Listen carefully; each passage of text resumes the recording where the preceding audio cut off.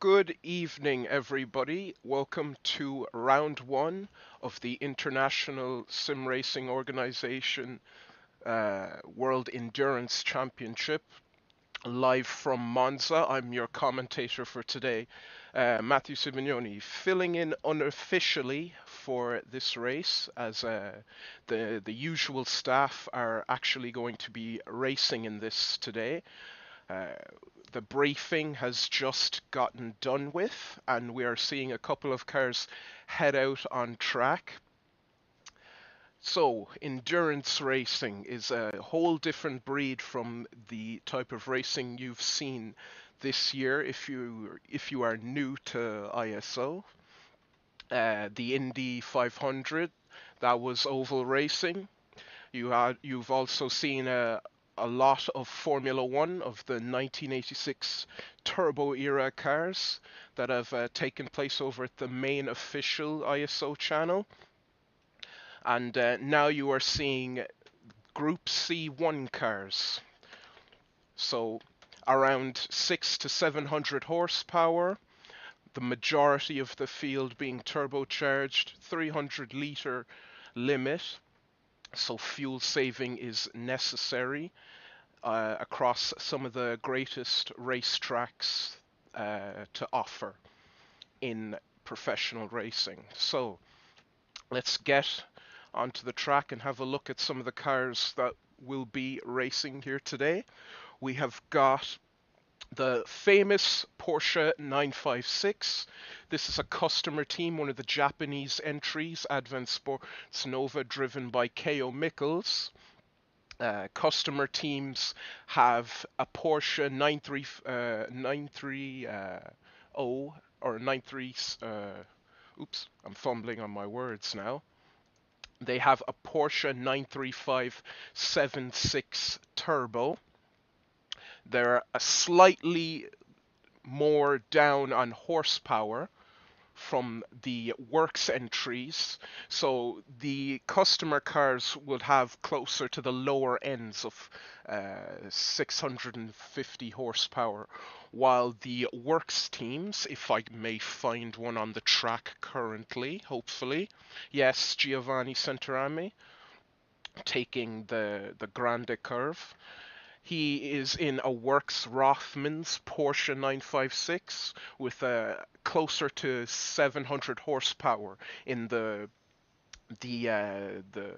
Works entries by Porsche, managed by Norbert Singer and his team of very capable mechanics that have won Le Mans plenty back in the day. So Bosch Motronic fuel management, or engine management more accurately perhaps. So these Porsches, while they are fast, they're more fuel economical, and they definitely are the car of choice for the 1984 field.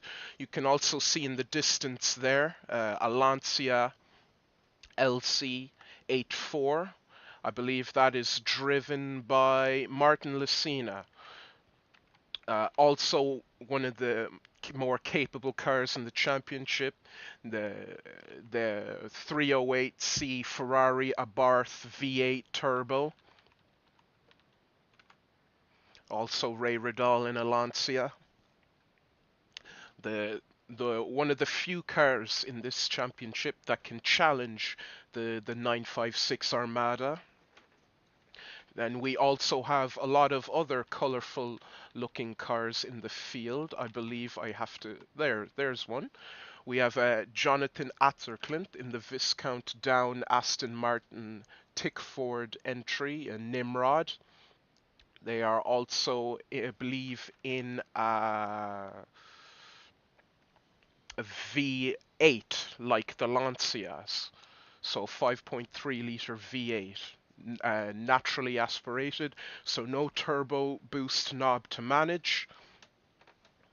As we see Jonathan overtaking the CK5 of Raoul Jareb.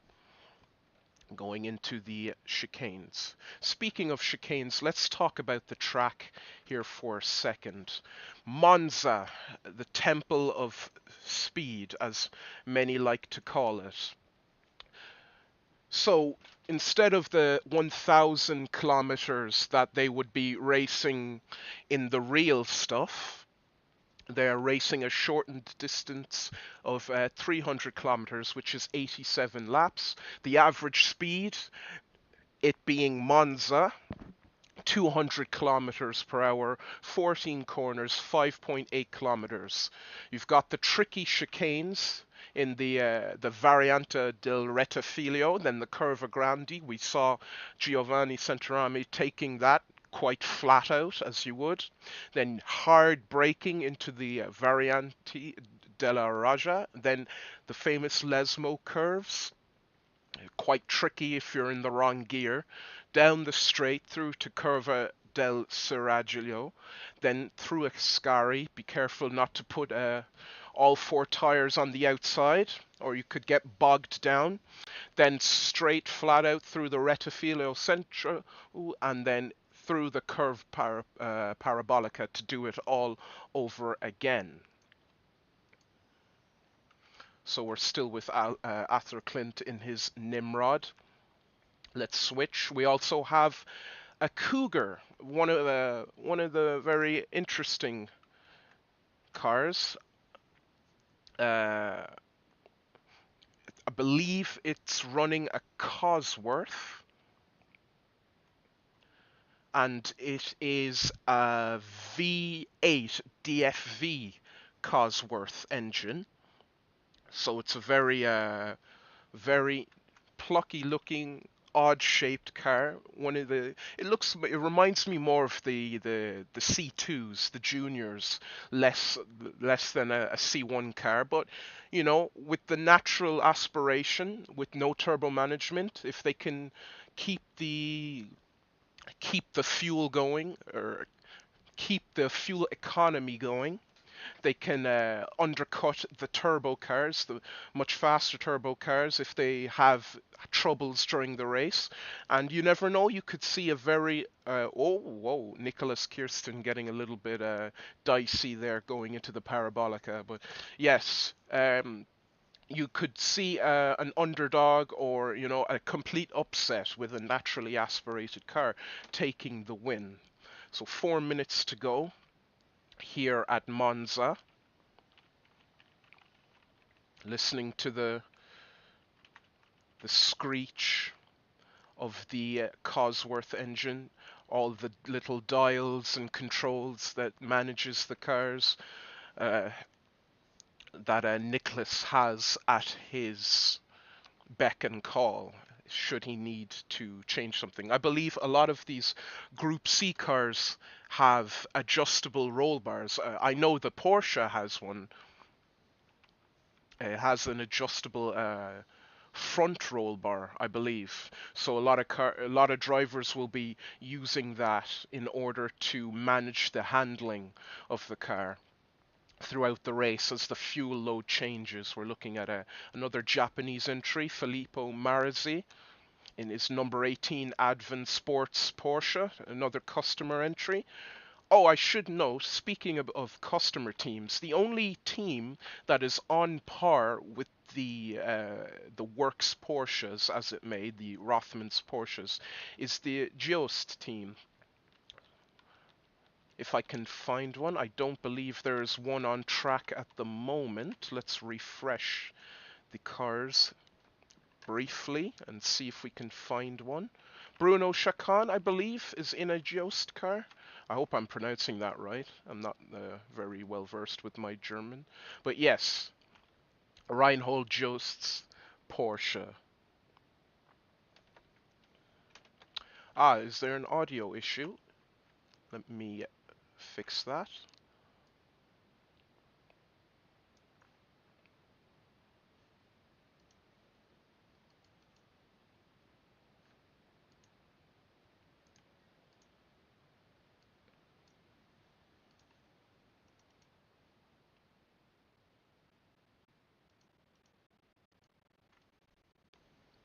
Let me know if you can hear the cars.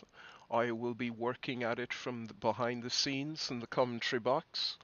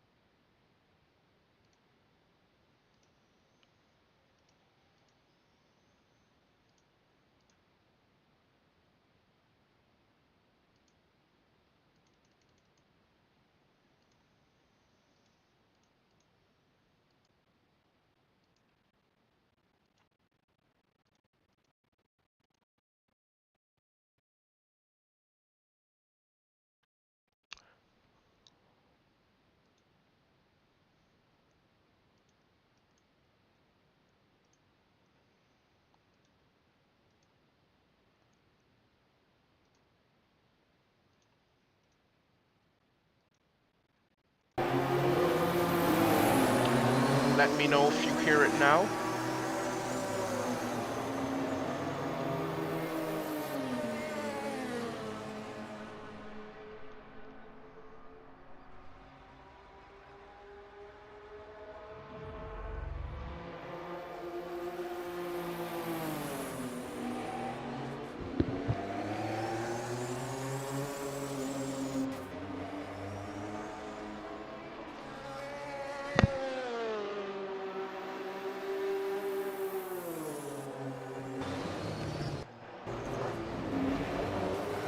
There we go, perfect.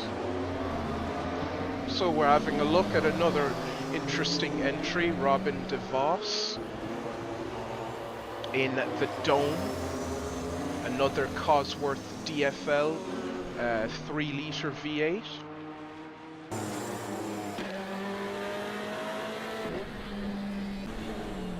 Very streamlined looking car.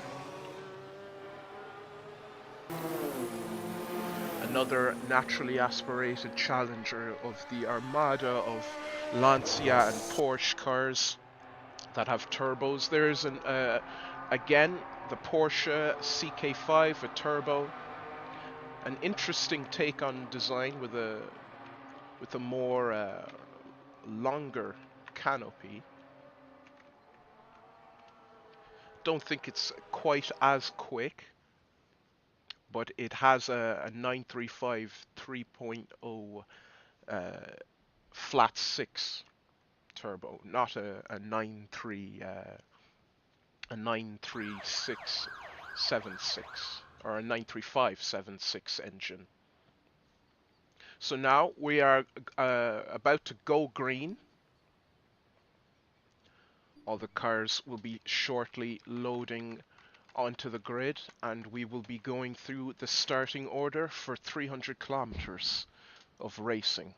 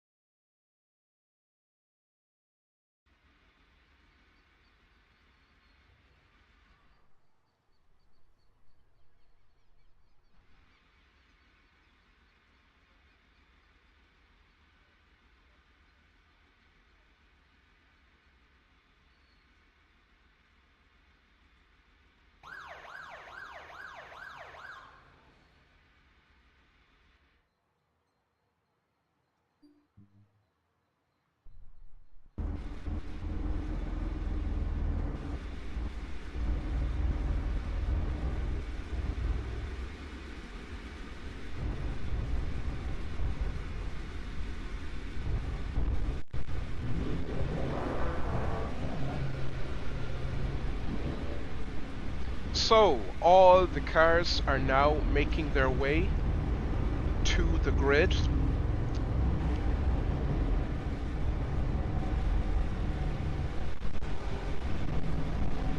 hear the soft purring of turbo and naturally aspirated engines as everyone rushes to make the start.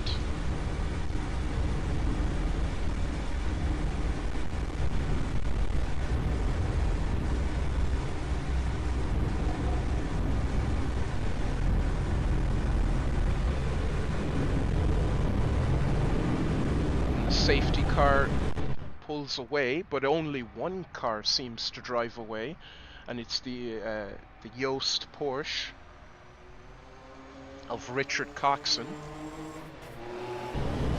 Seems there's a lot of issues going on. We might have a restart. Jua Balls has stopped. Serskinski now going to pass by. It seems that there is some sort of issues.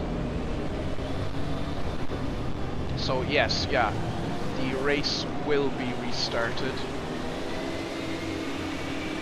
So we'll patiently wait once again.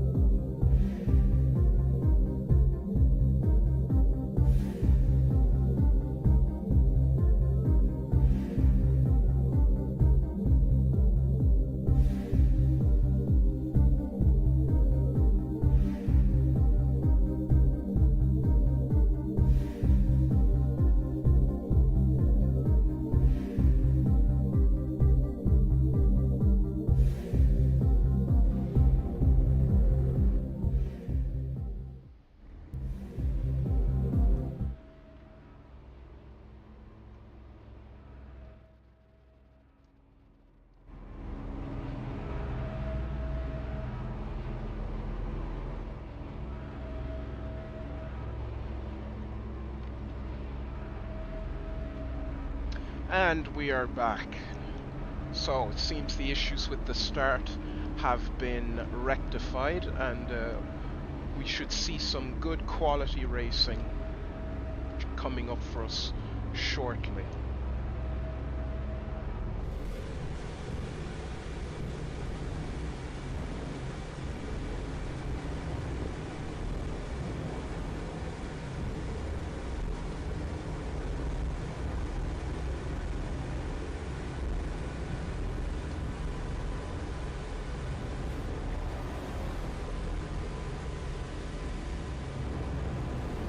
And off they go. The safety car pulls away. So let's have a look at our starters here for today. Giovanni Centerame takes pole for Rothman's Porsche, a Works Porsche entry, followed by Richard Coxon of Jost Racing. Then we have Martin Lucena in the Lancia. Jua Boss is fourth for the second of the Rothman's Porsche cars. Following behind is Grant Radal for Martini Racing, again in the Lancia LC284. Cesare Saplinski seems to have an issue. He hasn't started. He's meant to be sixth, but he's still in the pits, so Skoal Bandit team possibly panicking. Then we have Dave Miller for Rothman's Porsche, Gabriel Sturr for Jost Racing, the second Jost car. Then as all the cars trickle through the chicane, David Yunt 9 for Brunn Motorsport, Richard Wilkes 10 for Brunn Motorsport. Then Jules Bouchard for 11th for Porsche Kremer Racing. 12th is John Beam for Cannon Racing / GTI Engineering.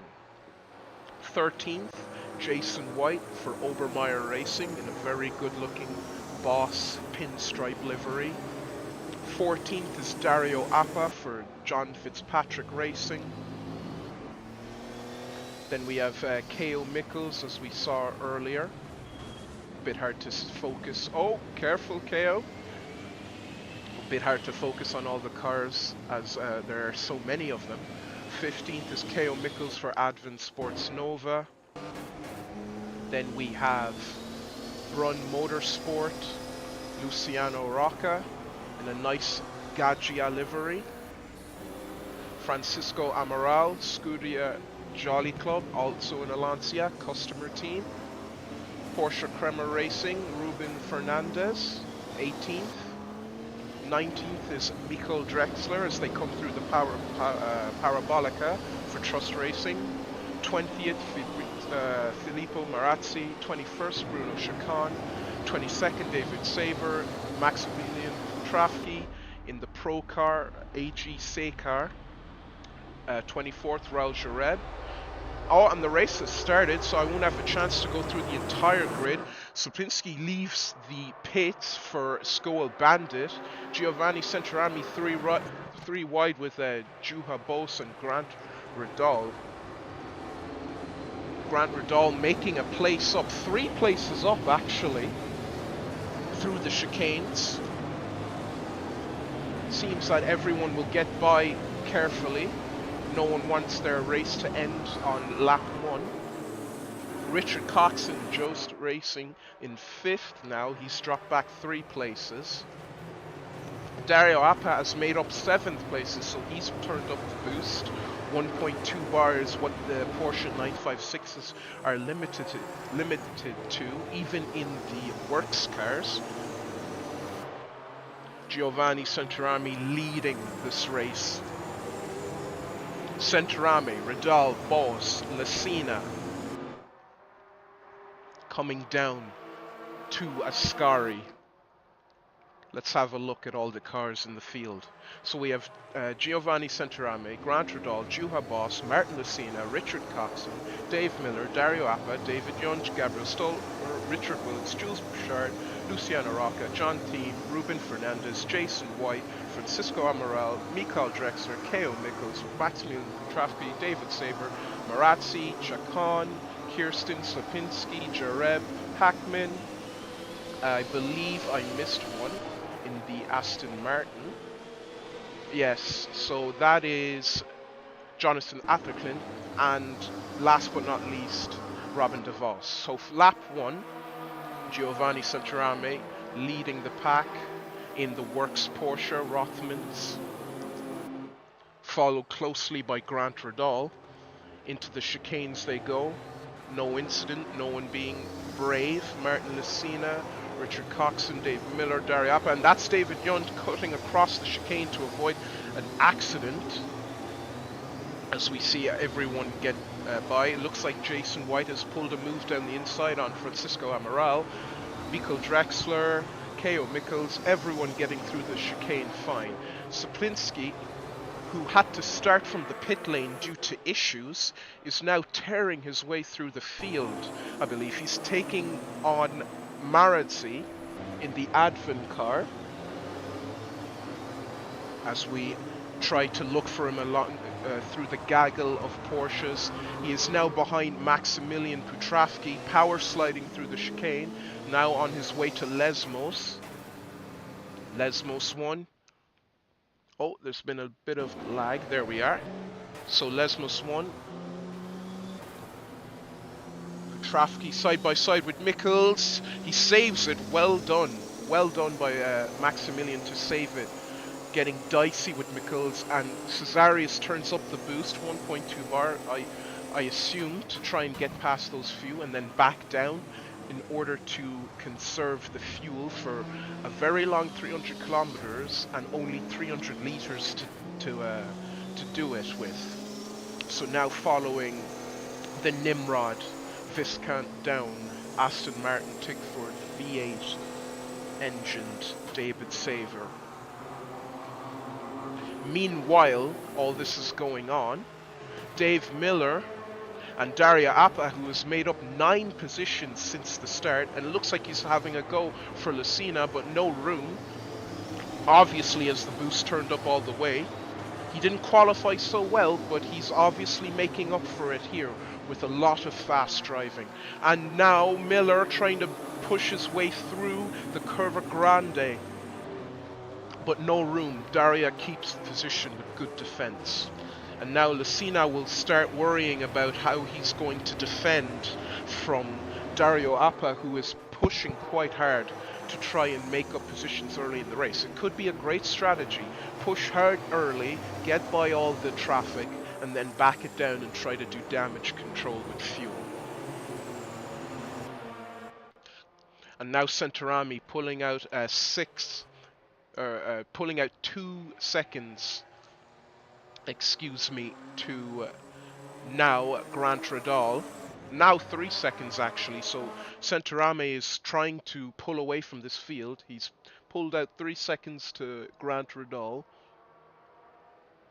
And Jua Boss 8 seconds back, with a decent enough gap as we look at Martin Lucena, who is having Dario swarm all over the back of that black wing of the Lancia.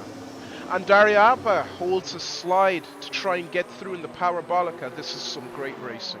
So now Dario pulls out on the start-finish straight to restart the whole lap again. Turbo is spinning hard towards the Curva Rettifilo. The Curva del Rettifilo. Hard braking. Dario Appa misses the chicane, but he seems to be okay. No issues from him. Lucena tucks behind his Marlboro-sponsored rear wing and follows him, stalking. Maybe Lucena will turn up the boost to try and chase. I believe the Lancias have 1.6 bar of pressure available to them for the boost, for the turbo, while the Porsche 76935 engines are only allowed 1.2 bar, and that's Hackman. Hackman's disqualified. The race control has now informed me what has happened. Oh, it looks like he didn't serve a stop-go penalty. So his race has ended prematurely, not by engine failure or accident, but the stewards are not happy to keep him going. So that's unfortunate for Adam Hackman. As we look through the field once more to see what's going on, and that looks like a Jost car. Is that Gabriel Stur? It is Gabriel Stur alongside Martin Lucena. Well, not alongside anymore. Looks like he's about to be alongside David Miller, though, as he attacks the Rothmans' works Porsche through the Palabarca. It seems that Martin Lucena is trying to play the long game here and conserve his fuel and not rush too early, while everyone else, namely the privateer entries, are trying to get some purchase in the top 5 positions early on in the race. So Blaupunkt livery, cyan and white, as they negotiate the Rettifilio curves once more. And Adam Hackman has officially left the server, so he has retired, unfortunately for him. So now, Curva del Variante. And that's, oh no! Dave Miller got caught up in Gabriel Stur and has hit the chicane, the tire barrier chicane. I don't know if he has a lot of damage. He's trying to get going again. There's Saplinski, who's going to try and get by. I think Dave Miller is okay to continue, but he took a hard battering trying to stay behind Gabriel Stur, and now he might concede this position. He's lost a lot, 7 positions from his starting grid position. He's lost, so that's very unfortunate. Let's see if David can recover. And that's Sapinski, Cesarius Sapinski, pushing as hard as he can to make up all the positions he'd lost starting from the pit lane, overtaking him. Richard Coxon being followed by Richard Wilkes, Richard in the Parabolica. Brunn Motorsport white quartz swatch livery, Privateer 956.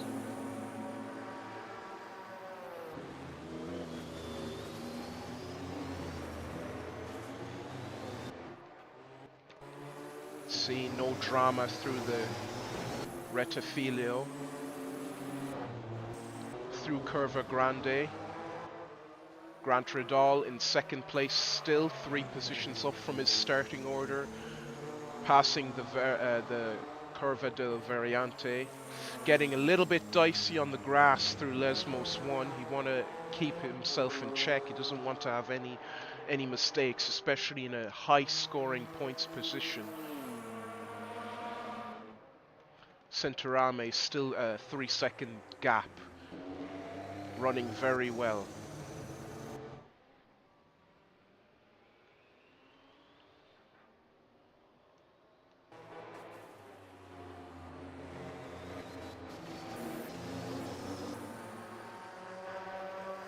Let's see what's going on further down the field.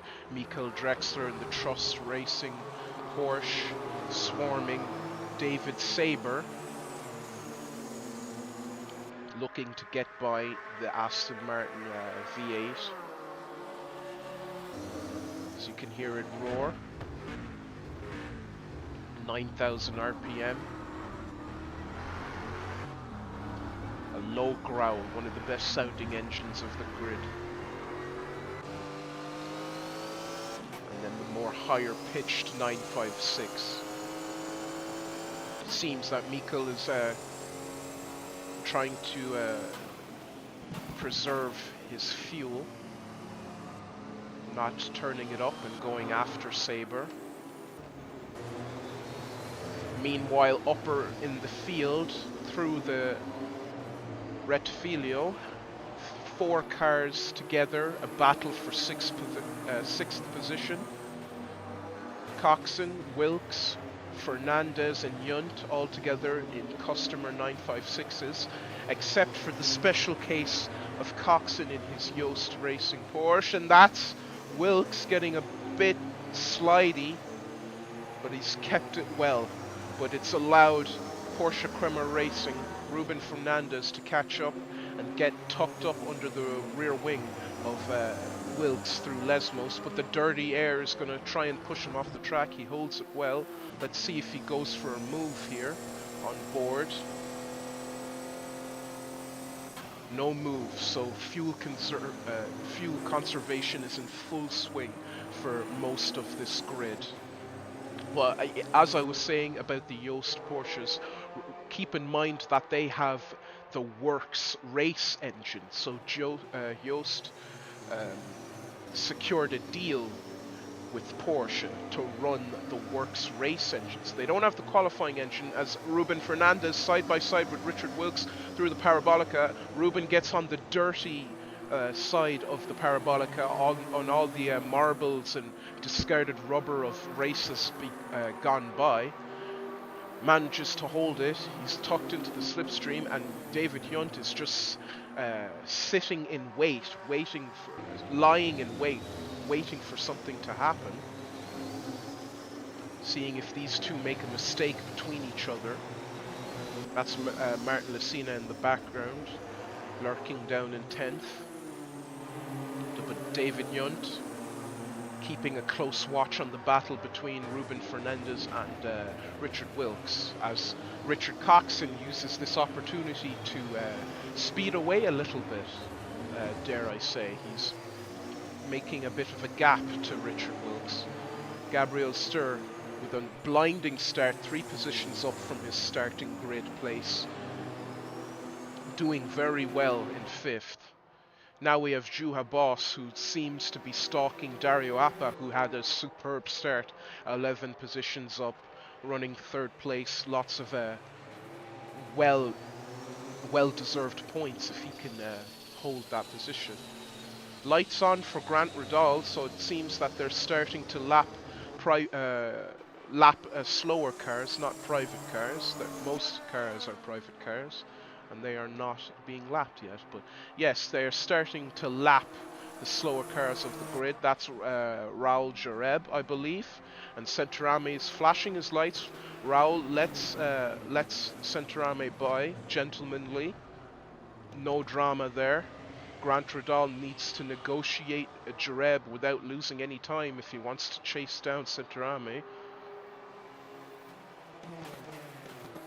And it seems like he will, as he turns his lights on, goes straight by in the Curva Grande, no issues. Good driving from Raul Jareb. Robin DeVos in the Dome, 26th. Looks like he's having some issues with tires. Seems like he's understeering a little there as the smoke plumes out from under the rear wheels. And that's Nicholas Kirsten catching a slide in the Cougar as he goes through a Ascari. Maximilian Putravsky up 1 position from the starting order. Good driving from him so far, if he can stay consistent. Filippo Marazzi down 1 position. And throughout the field, that's Amaral in his Lancia getting by David Saber, it seems. They're battling hard.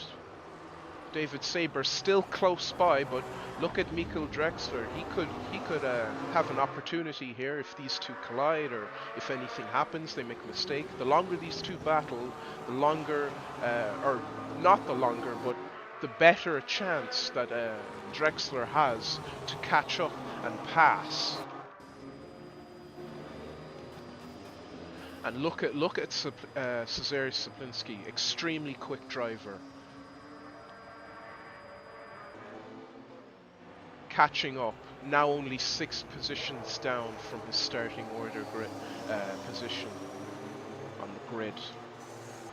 Now looking to overtake Jules Bouchard in a Porsche Kremer Racing 956. That livery looks a lot like a Tetsu Izukawa's team livery.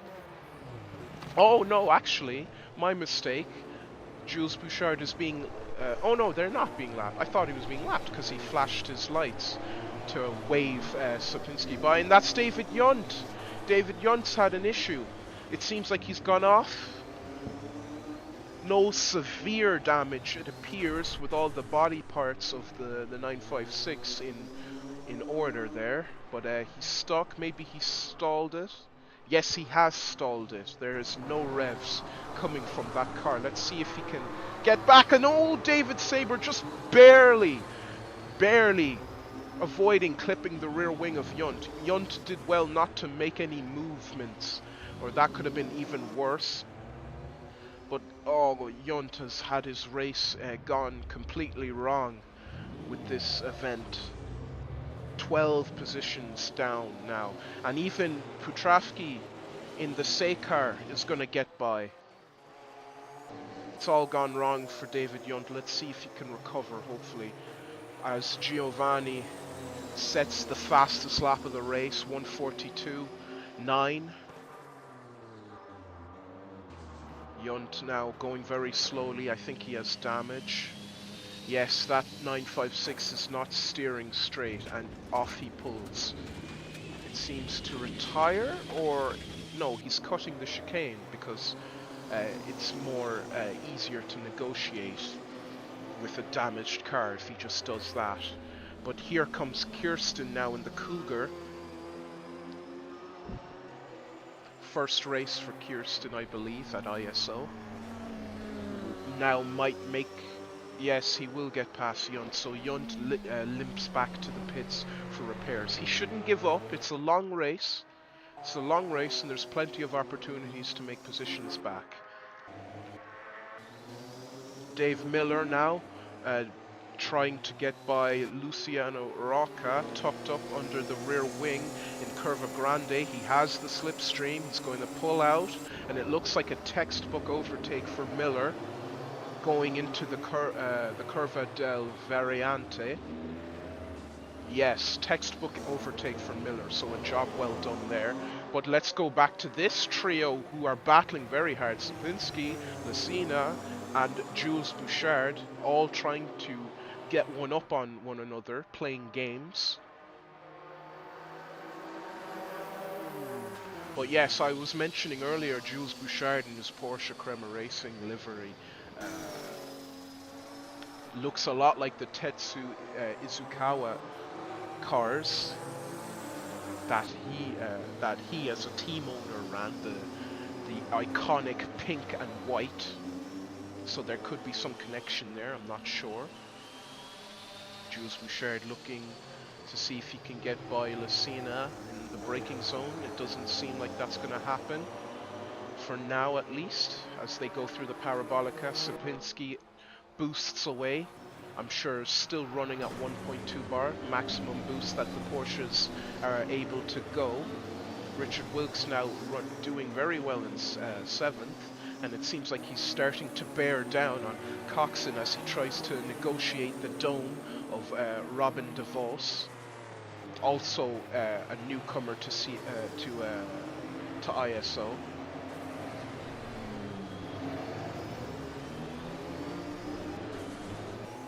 Robin DeVos letting them by cleanly. Gabriel Sturr, Jua Boss, a little bit of a gap between both, and Dario Appa almost getting spit off the track. I don't know how he saved that. His car was pointing in all sorts of different directions. And oh, Putravki is off, and he's gone. Has he collided with Kirsten possibly?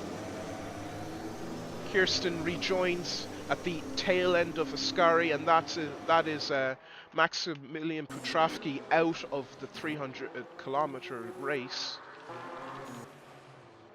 It seems like he outbraked himself and just went straight into the wall at Ascari, so his co-driver will be a little bit upset that he was not able to get the car, unfortunately. So that's another DNF, and it looks like David Yunt, in terms of DNFs, has also pulled over. Too much damage, I suppose, if he hit the wall through the Rettifilio, and he's also out.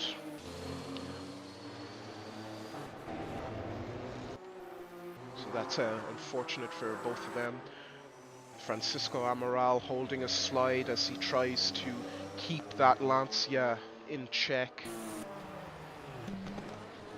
Lucena and Bouchard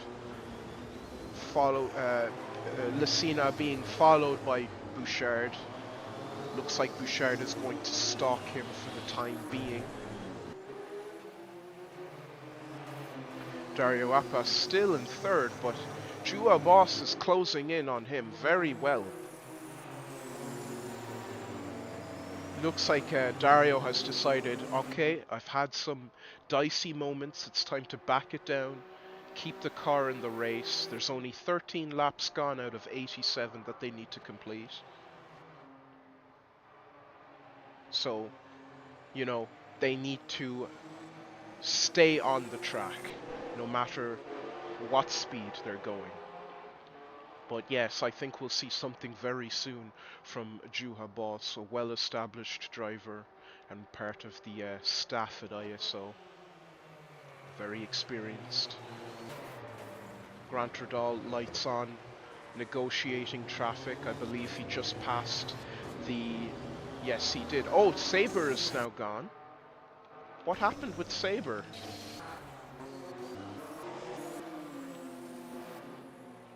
Saber is now retired. I'm not sure how that event occurred. Unfortunately, I forgot to turn on replays for the race, so I can't rewind back.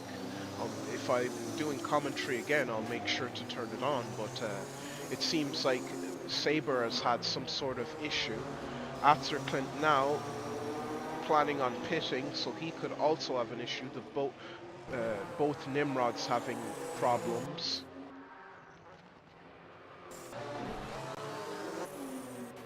And now Lucena trying to negotiate the dome once more. Jules Bouchard following close behind. Don't take too much curb there, Bouchard. You don't want to get a spit off the Curva Grande. Hard braking into the Del Variante curves. Further up the track in Lesmos 1 and 2, and Sapinski holding it together, trying to negotiate Kirsten in his Cougar. And Kirsten even having to give Sapinski a little bit of extra space just to prevent any cause of collision there. And that's what I was talking about earlier. Juha Boss trying to get by Dario Appa. Dario Appa turning up the boost to try and defend his position.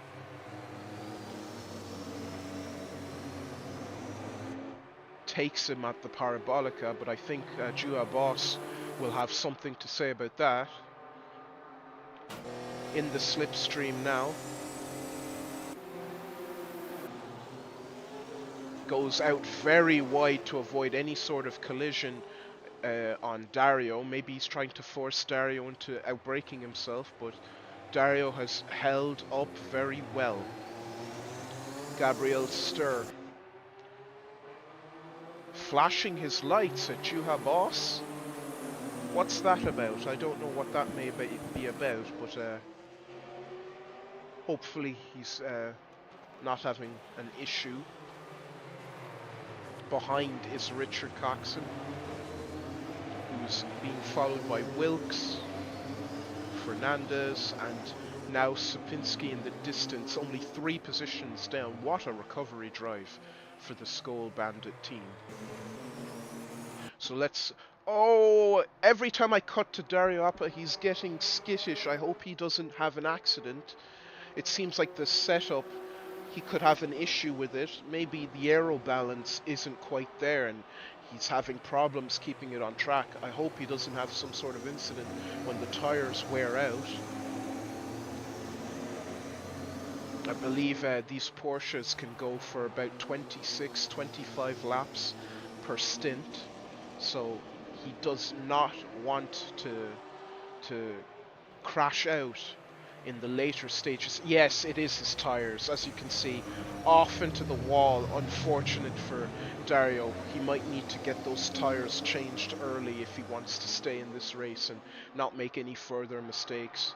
He could have possibly went with soft or medium compound. as the Porsches have a range of different compounds they can use. Yeah, he could be on soft tires and they've just completely worn out. So now he's fallen back a little. And that's given Juha Boss and Gabriel Stur room to breathe.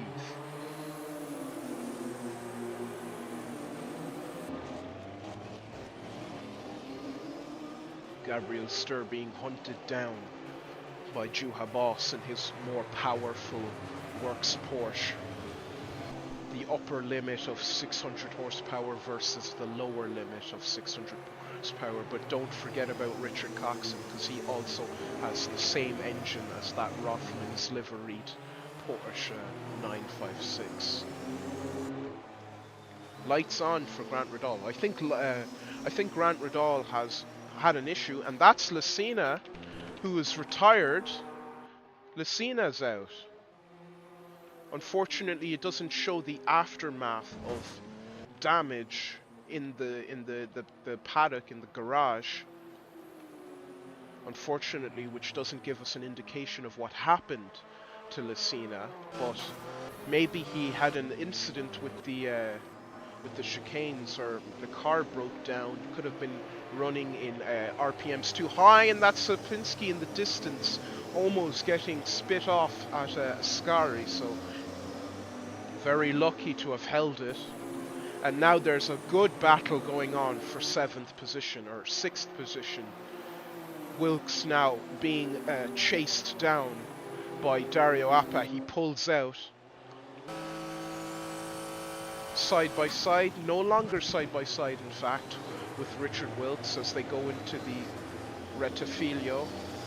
Ruben Fernandez in the Porsche Kremer, still behind Wilkes. He was falling back a little bit against Coxon and Boss, but he is still in it. And Dario has made up a position since having a bit of a mistake at the Parabolica. He's driving with damage though, and that's Ruben Fernandez clipping the tire stacks at the Curva del Variante. Doesn't seem like he picked up too much damage. He's very lucky.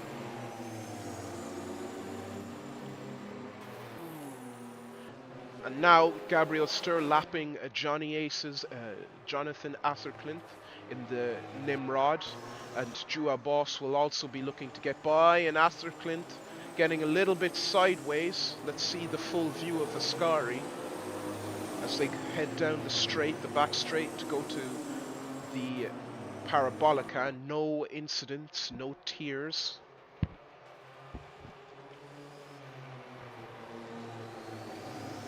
Athercliffe moving on Richard to try and get the line through the Parabolica. And this will lose time for Coxon because Dario Appa is still rushing very hard to get after the positions that he lost. He worked very hard to get up to 3rd, and now he's made a mistake at the Parabolica and it's put him in 6th, and he's trying to recover.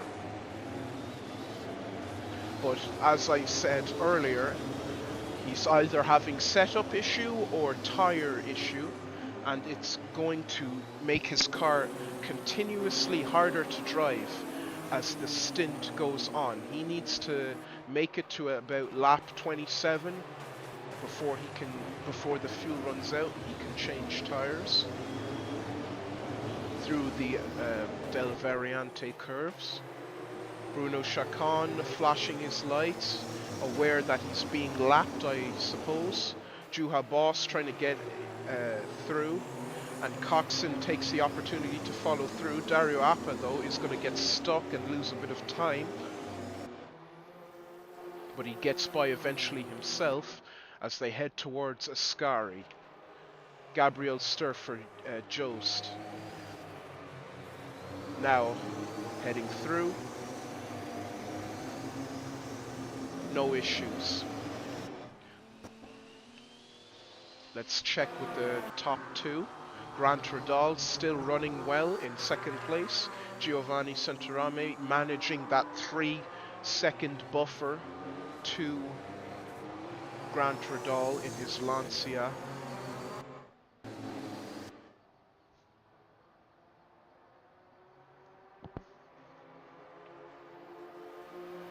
Gabriel Sturr now starting the 19th lap.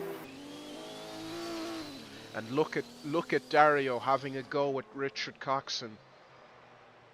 I don't think there'll be any room. No, there won't be.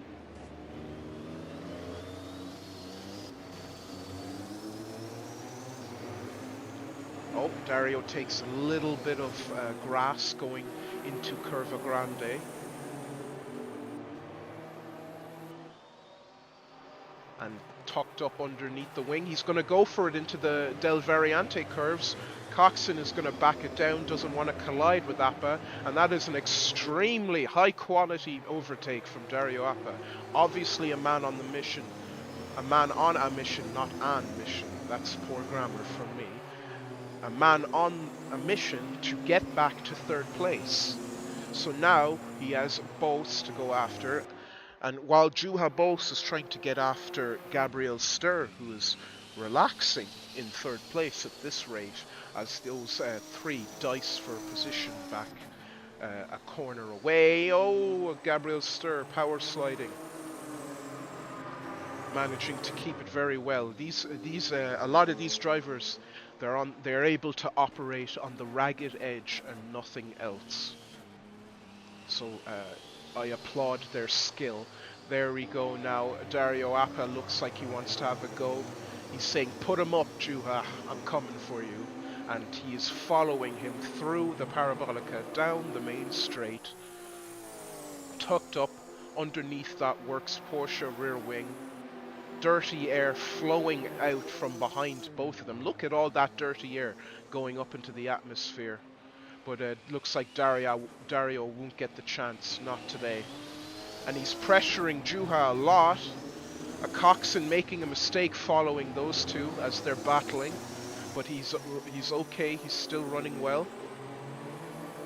Through Curva Grande towards Del Variante. CK5 of Raul Jareb for them in the way to lap. Dario still hawking down on Juha. This is a great battle. This is the top quality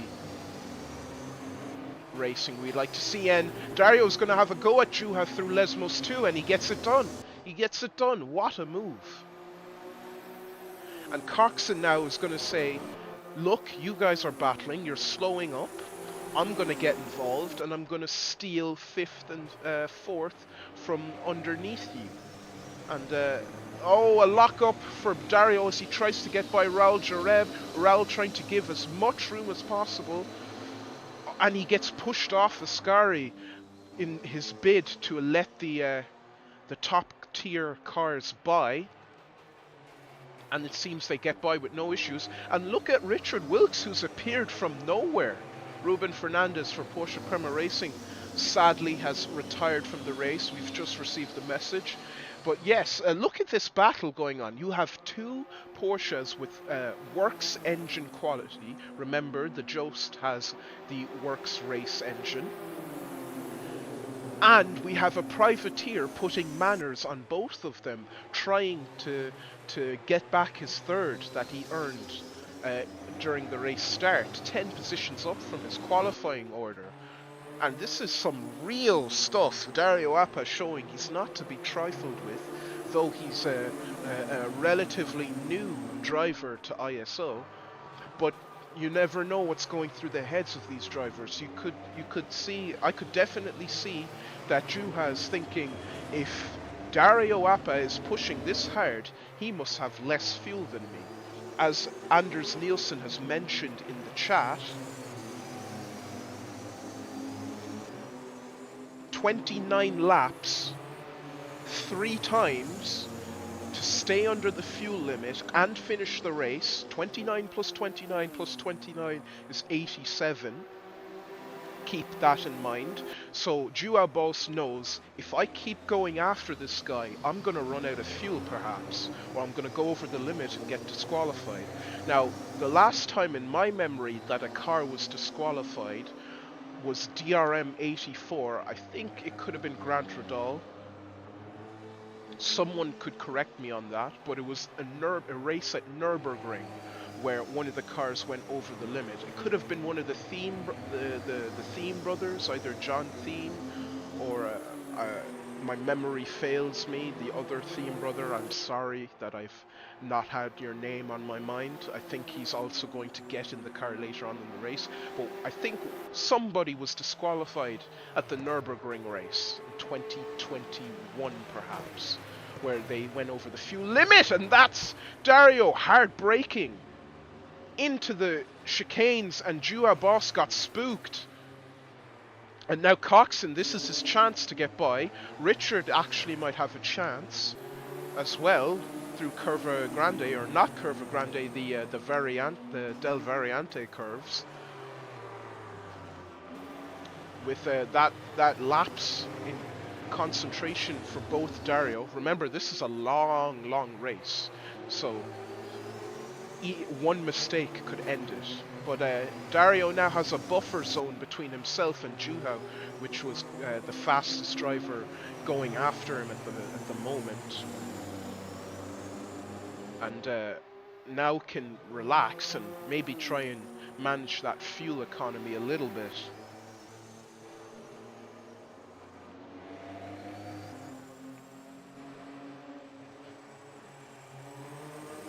Through Ascari, a lot of power sliding on the ragged edge. That's Richard Wilkes now, who like I said, appeared from pretty much nowhere. So he's got his car dialed in for the long game, and he is playing mental chess for these 300 kilometers. And that's Gabriel Stur. Gabriel Stur is in the pits, so he's ran out of fuel now and is now going to have his first stop. Or maybe this is a play, this is a tactic to try and undercut the field. That pit stop timing is not accurate.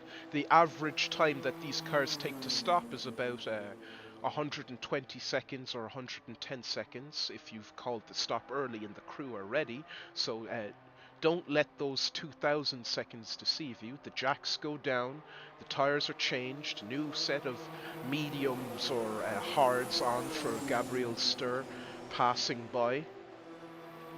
Everyone passing by on the main straight, so he's going to have time to make up.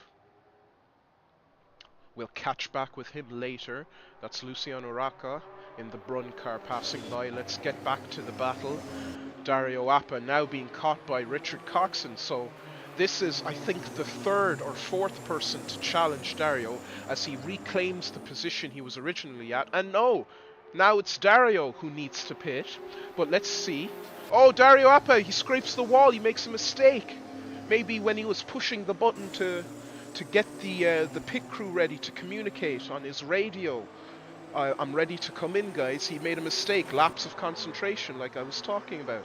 And Coxon has taken the opportunity to go into third. But Dario, only 23 laps completed out of a 29 lap stint that he needs to get. A 29 lap stint he needs to get in order to... It doesn't seem like he's going to pit anymore. I think it was just a mistake. He hit the wrong button. Maybe he was trying to adjust the turbo. And yes, it seems he's okay. The fuel, actually, it's my mistake, because if he was low on fuel, the fuel icon would show that he's low on fuel, but he's not low on fuel. He's able to continue, so it was just a lapse in concentration, unfortunately for him. Giovanni Centorame has now been overtaken by Grant Radal for the race lead.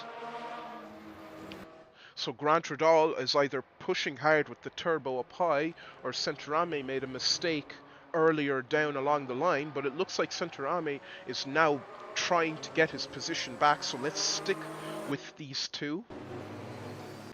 Yes, third is a long ways behind. a whole sector behind.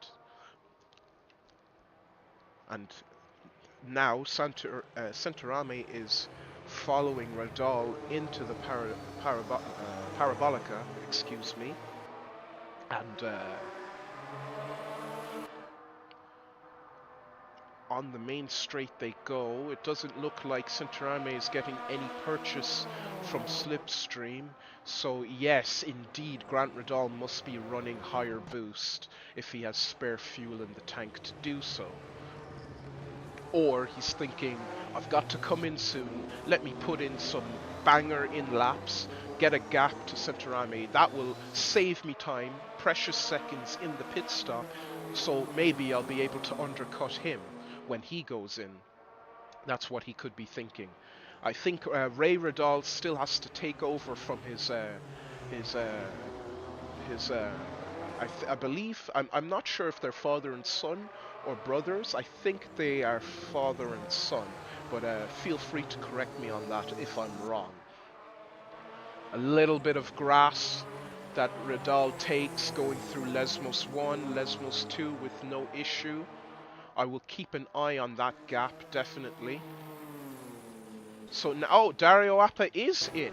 So he did have to call a pit stop, but he made a mistake the first time, and maybe he'll have repairs to do now that he scraped the wall on the way to Ascari. So we'll check where he comes out.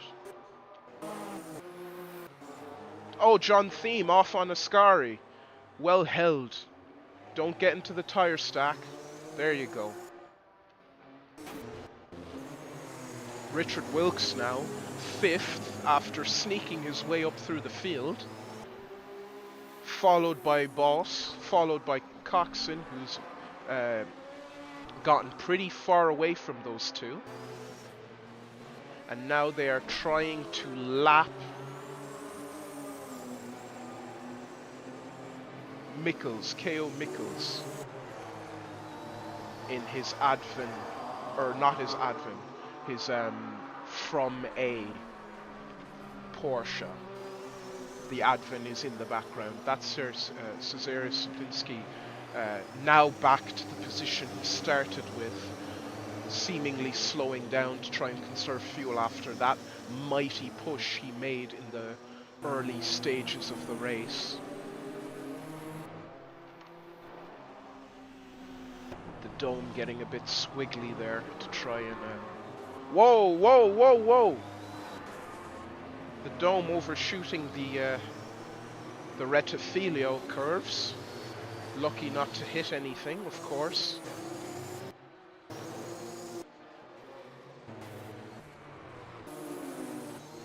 So we head through the field. There goes Dario Appa. Stop completed. Only 3 positions away from his starting order. Bruno Chacon, he's 3 positions up, so he's doing a good job. Johnny Aces, 9th, or not 9th, 19th, but 9 positions up. Nicholas Kirsten, 7 positions up. This is where the naturally aspirated cars can make their ground. The turbos have to pit, and now the undercuts will begin. So a lot of mental fortitude needed to calculate when is the best time to come in. Raul Jareb, last but not least, 2 positions up as the retirees. Fernandez, Lucena, Saber, Petravki, and Yunt. Oh, and also Hackman, excuse me. 28 cars and only 22 in the running. Grant Radal still being stalked by Giovanni Santarame in his Rothmans Porsche. Richard Coxon, Yost Racing.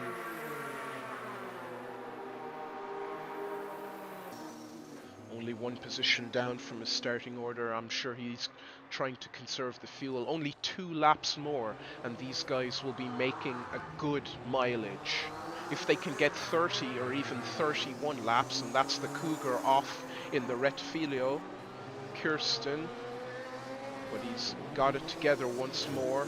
That's Mikkels trying to negotiate. De Vos being hounded by Sapinski or lapped by Sapinski. Let's see. No, he's being lapped from a Porsche of KO Mikkels being lapped. Dave Miller, Rothman's Porsche, holding up well in 7th. Gabriel Stur has fallen back a bit. He was 3rd at one point. John Thiem, Cannon Racing and GTI Engineering going through Ascari now. Very stable negotiation of Ascari. Michael Drexler being followed by Francisco Amaral, and it looks like Francisco is trying to make way through Michael Drexler. And Richard Coxon is going to try and get by. Francisco pulls out wide to let Coxon through. And Coxon laps that vehicle very well. No issue. Michael Drexler now to get by. Let's check up with the top two. Battle for first, and yes, Grant Radal is now coming into the pits. His co-driver Liam Dolan is having technical issues with his vehicle collision, so that could be very disastrous if his co-driver can't get in the car, if he can't sort out the technical issues with the mod. But Giovanni Santarame now, he is seemingly going to overtake Radal in the pit cycles because he seems to have more fuel than Radal has. And Radal looks like he's planning to come in. I saw the pit call icon flash up on the screen, but will he actually pit is the question.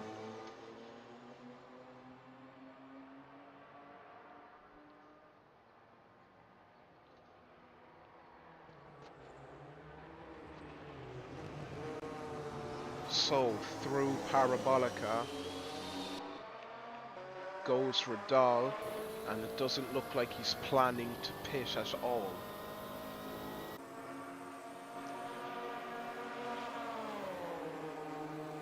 What may have happened to Liam, I don't know if he's watching this or is he still struggling to get the driver swap mechanism working. Sometimes there can be issues with the files, the gen file, which is responsible for loading all the cars that we can see on the track. Wonderful looking cars. Sometimes you might need to just reinstall it in or put higher graphics settings. Hopefully he gets that issue sorted. Centrame is now coming in after 29 laps, bang on the dot for fuel mileage, and it looks like we're going to have a race of pit crews as they get ready on the other end of the track. Both are coming in at the same time. Richard Coxon also going to come in. Juha Boss looks like he could go for one more. Saplinski looks like he could go for one more. Dave Miller, he's going to pit. Richard Wilkes has pit. And who is that in front of him? I cannot see for the light. Oh, it's Jason White. It's Jason White. I've just remembered. So Jason White now. Oh, Dario Appa has retired from the race. I don't believe it. After getting through all that trouble, dicing for positions, Dario Appa is now out of it. I'm crushed to hear that he's out, because he was fighting so well and pulled off some daring overtakes. So obviously there's been a problem, or he's crashed. And there are the leaders, Grant Radal and Centrame. Let's see. So Grant Radal managed to get on the jacks first.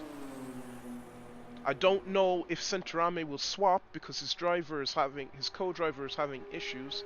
I don't know if Grant Radal will swap either to Ray Radal, father and son. Thank you, Barry Lynn Wilson, for informing me. But yeah, yes, pit crew race. Let's kind of see what's going on here. Let's kind of find out who comes out on top. Jua Boss actually came in. So they all came in on the 29th lap. These are the top runners all together. 3, 2, 1, all on the main lap. Will anyone get the undercut?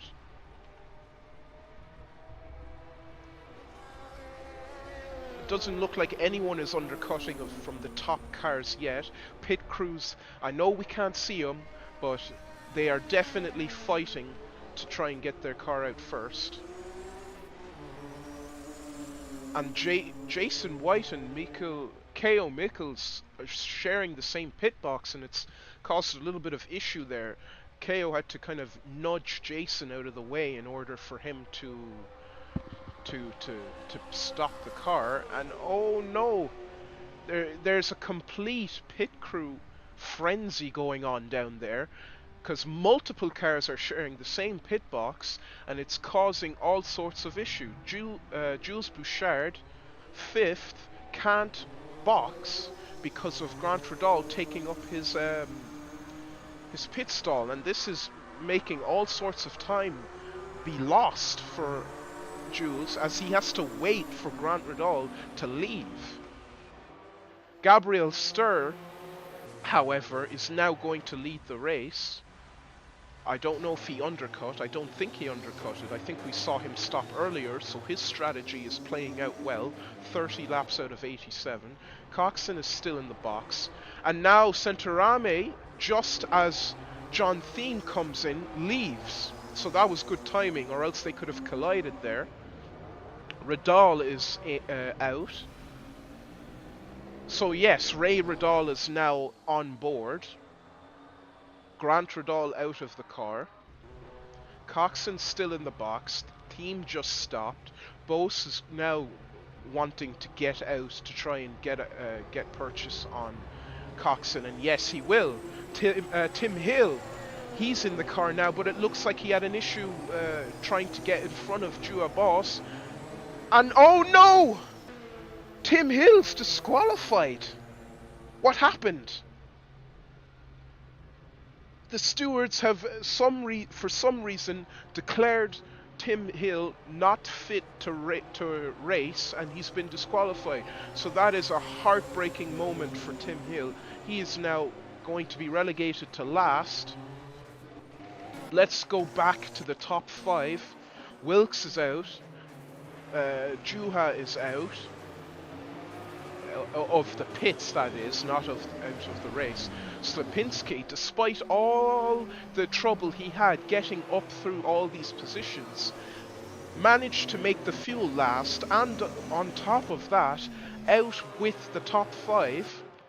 Ray Radal is 3rd, Centorame is 2nd, Sturr is 1st after getting an amazing pit strategy right, but he will have to come in early, bear in mind. That's if he can't make the fuel last as long as 2nd, 3rd, 4th, 5th place. So all sorts of dramas happening in the pit box. Let's check up on the rest of them. Marazzi, Amaral, Jules, Bouchard, John Thiem all in the pit box.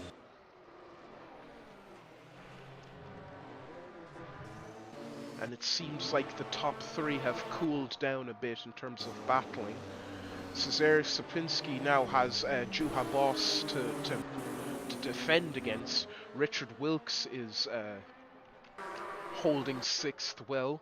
7th is Johnny Aces, or Jonathan Asserclint, as he's formerly known, after, I suppose, undercutting a lot of turbo-engined cars, but depending on how fast he can make his stop, he might go back down to where he started, 20 positions down the grid. Hopefully he gets out in due time. I don't know if he has to swap with somebody. Luciano Rocca, 9th. 10th is John Thiem. 11th is Jules Bouchard. I think he's leading the Formula 1 World Championship at this very point in time in his Lotus John Player Special car. Francisco Amaral is now overtaking the Cougar for position. Nicholas Kirsten, as Richard Wilkes has to negotiate the both of them. De Vos now 15th on undercut. Marazzi 16th, 17th, Advent Sports Nova. Oh, so it's also an Advent car. I didn't know that. I thought it was From A being the title sponsor, as you can see on the livery. Jason White 18th, Bruno Chacon 19th, Raul Jareb 20th, Dario Appa is the latest of retirees, and Jason White doing very well to let a car ahead of him. Michael Drexler, Trust Racing, Porsche, letting Wilkes by. Jonathan Asserclint still in the pits. The crew rushing to get that car out as fast as they can. John Thim and Jules Bouchard now having a battle, so let's watch this. Through the Retfilio, on their way to Curva Grande and eventually to Variante and Lesmos 1 and 2.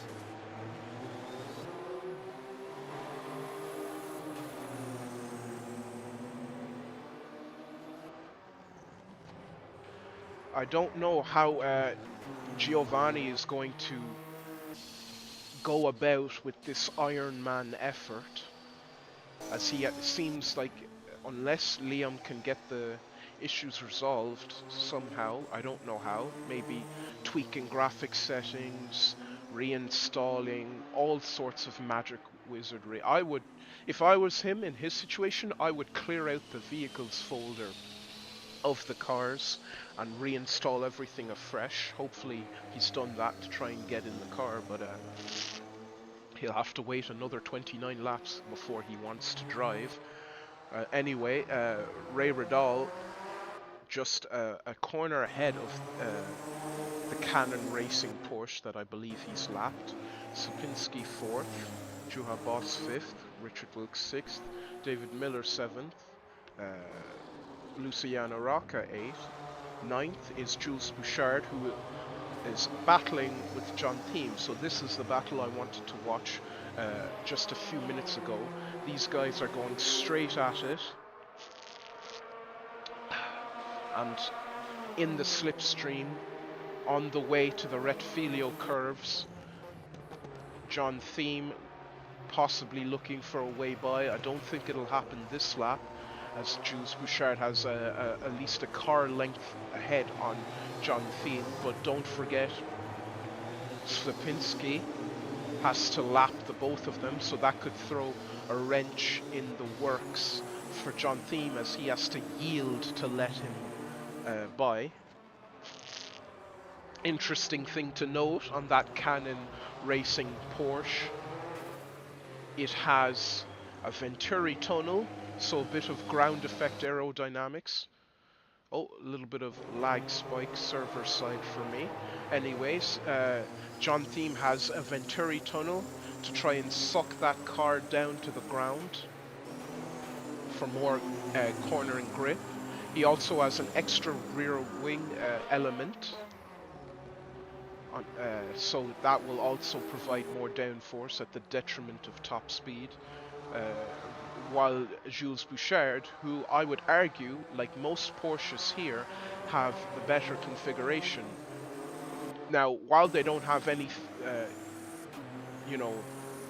pronounced ground effect, you can still see the kind of tunnel shape forming there under the car of Jules Bouchard. They have one less element of the rear wing, which is going to reduce drag, especially at a high-speed circuit like this. Tim Heel vacating the server, so sad for him. I don't know what issue happened with him when he tried to leave. It seems the driver swap happened successfully, but for some reason or another he got disqualified. I will never know for the life of me until after the race what happened to him. Luciano Rocca now trying to get past Jonathan Athercliffe. What position did Athercliffe come out actually in? 17th, a fine 17th, so a good job by the pit crew to keep him 11 positions up his starting order. So naturally aspirated power undercutting some of the turbo field. Yellow flag now. What's going on? Is that the Variante curves? Let's go through the field sheet, see what's going on. Ah, Raul Jareb seems like he may have clipped the tire stacks. I can't find him though. There he is, the latest retiree, 20th place in his Porsche Kremer CK5. So 19 cars remaining from the 29, I believe, that took the start. 28 that took the start, apologies. So that's the toll, the attrition that this race is taking on the field. And the order has started to thin out a little bit more. The closest battle that I can see anyways seems to be Radal, Saplinski and Juha Boss. Sintarame is still in second. Gabriel Stur is racing away in first after a wonderful undercut effort by him in his Yost Porsche. Remember, the Yost engines, I may be a broken record for saying this, they do have the Works Porsche race engines, so they have that power advantage equal to the Rothmans Porsche. And now there's a battle happening. Radal has Saplinski under his rear wing to deal with as they go through the Del Variante corners. Saplinski pulls out and it looks like a textbook overtake through Lesmos 1. See if Radal has anything to say about it. Maybe he'll turn up the boost 1.6 bar to try and get back at Saplinski, but he is slowing down a lot. He might have engine issues, I don't know. But Juha Boss and not Richard Wilkes, excuse me, that is Jules Bouchard who has been lapped. Richard Wilkes is still some ways away. Juha Boss now will have the opportunity to overtake Ray Radal, but bear in mind Ray Radal may be trying to save fuel, because again they need 29 laps out of a stint to remain in the top spots.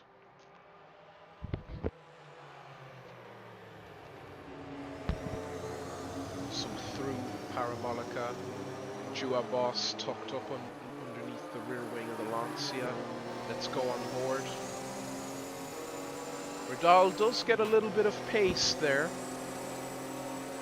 So it seems, yes, he has turned up his boost knob to try and maybe get an answer to Slipinski overtaking him through Lesmos.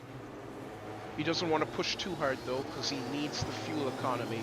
And let's not forget Richard Wilkes, the fox of this race. He has sneaked and taken away, stolen under the cover of night, or rather the heat of the Italian sun. 6th position now he is, 4 positions up, minding his own business. He doesn't want no business from nobody, not willing to battle. I think he got tangled up in Dario Appa earlier, but he seems to be fine now. Juha Boss still trying to find a way by Ray Radal.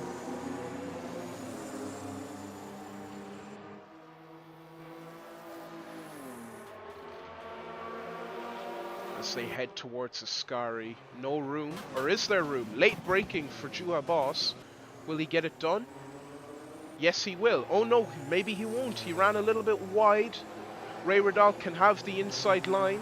But no, Juha Boss makes it stick. So that is a superb display of driving skill from Juha. But look, Richard Wilkes in the background, all over these two, because they've been battling, and now he is catching up and has an opportunity to pass Ray Radal. Like I said, fox of this race. So Liam Dolan, I've seen in the stream chat, is able to get into the server now, I assume, in order to race. So Sintarame, he's going to have to double stint, but he will get his well-earned rest for keeping the car in 2nd place. I hope he may have heard my advice. Maybe he has.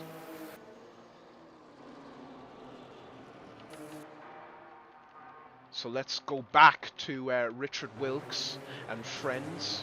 And yes, during me reading the stream chat, he has overtaken Ray Radal.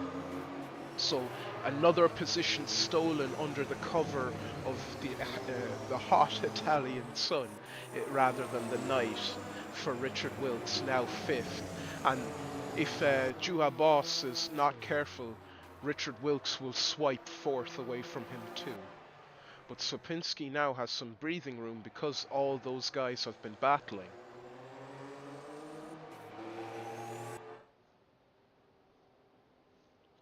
He's now 5 seconds ahead of Juha Boss, and it doesn't seem like the gap is decreasing. It'll decrease a little because he has to get through Parabolica. Obviously he needs to slow down for that as he slides the car, threads the needle through. But yeah, as he gets on the power, as you can see, the tenths are going up, and he's maintaining that 5-second gap. And already Richard Wilkes is pulling away from Grant Radal, who seems to not be trying to answer back at Wilkes as they go through the Retfilio for the 38th time in a row. Doesn't seem like Juha is losing time as much to allow Wilkes to catch up. But Wilkes is less than a corner away, so I'll keep an eye on that. I'll keep that in mind. Gabriel Sturt leading, Giovanni Centrame second, Zarius Sopinski third, Juha Boss fourth, Richard Wilkes fifth, Ray Radal sixth, Dave Miller seventh, Luciano Rocca now eighth, so that's an extremely well done drive by him, the teammate of Jules Bouchard in the Lotus team for Formula 1 in 1986. He's eight positions up from his grid slot. And Jules Bouchard is actually just behind him. Well, not just, but you know what I mean. He's ninth, so the Lotus teammates running 8th and 9th respectively. John Thiem 10th for Canon Racing GTI Engineering. Francisco Amaral 11th. 12th is Michael Drexler, and K.O. Mikkels 13th. Marazzi 14th. Kirsten 15th. DeVos 16th.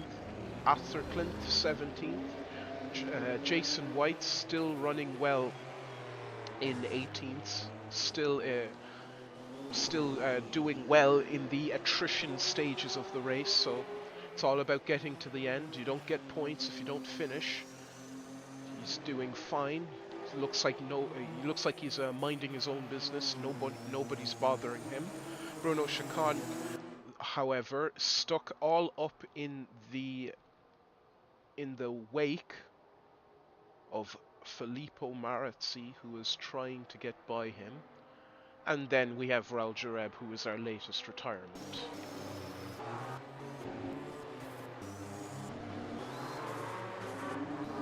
So the gaps have thickened out a little bit. There's no real racing going on.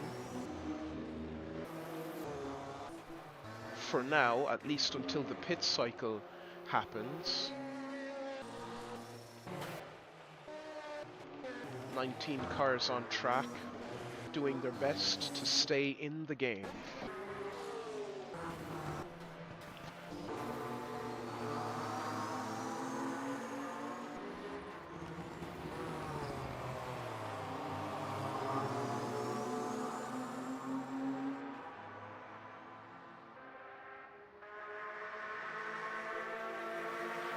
Gabriel Stur now heading towards Ascari.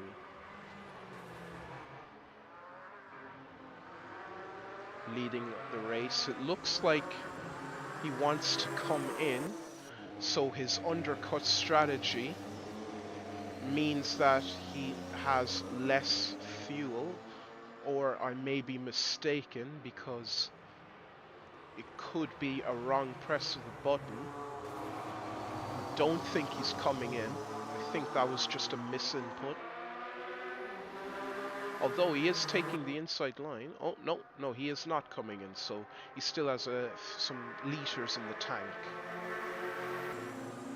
Giovanni Santarame, who has held at least first or second all race long, a stunning drive. No issues. Cezarius Slipinski, who is my personal driver of the day because he is started from the pits, overtaken most of the field. He only has 2 cars he hasn't overtaken, Santarame and Stur respectively, but it's a long race and I think he might have the pace to steal first from under Stur's eyes with his pace, but Juha Boss is catching up, so I'll have to keep an eye on that. Richard Wilkes has kind of slotted back, relaxed into 5th position with no issue. Ray Radal, 6th. 7th is Miller. 8th is Luciano Rocca, negotiating traffic it seems. Jules Bouchard 9th, his teammate in F1. 10th is Theme. No. Oh, there is a battle going on. So we have Francisco Amaral chasing down Michael Drexler.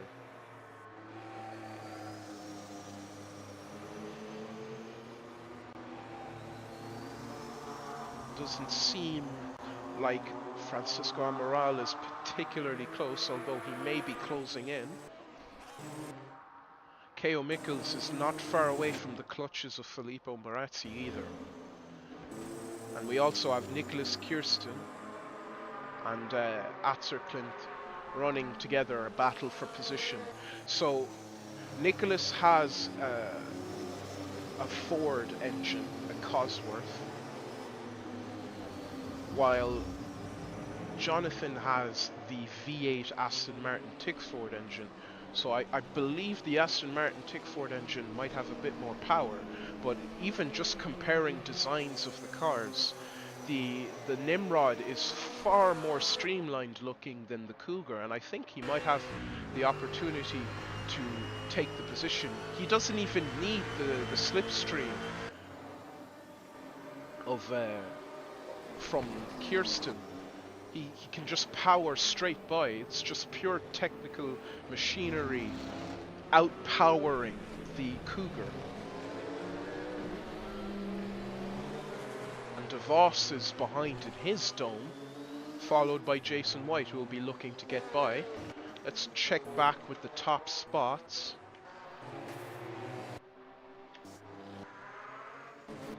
And oh, Amaral is catching Michael Drexler, so it seems like we're going to have a couple of battles on our hands. We have Jason White to get through the dome, the Cougar, and the Aston Martin powered Nimrod, and then we also have Francisco Amaral trying to get by the Trust Racing shod livery of Michael Drexler.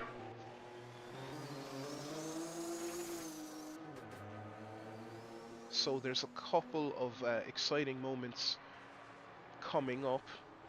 I can expect an overtake very soon from Francisco Amaral. He's getting very close. Less than a second now. So as they go through the Curva Grande into the Del Variante curves.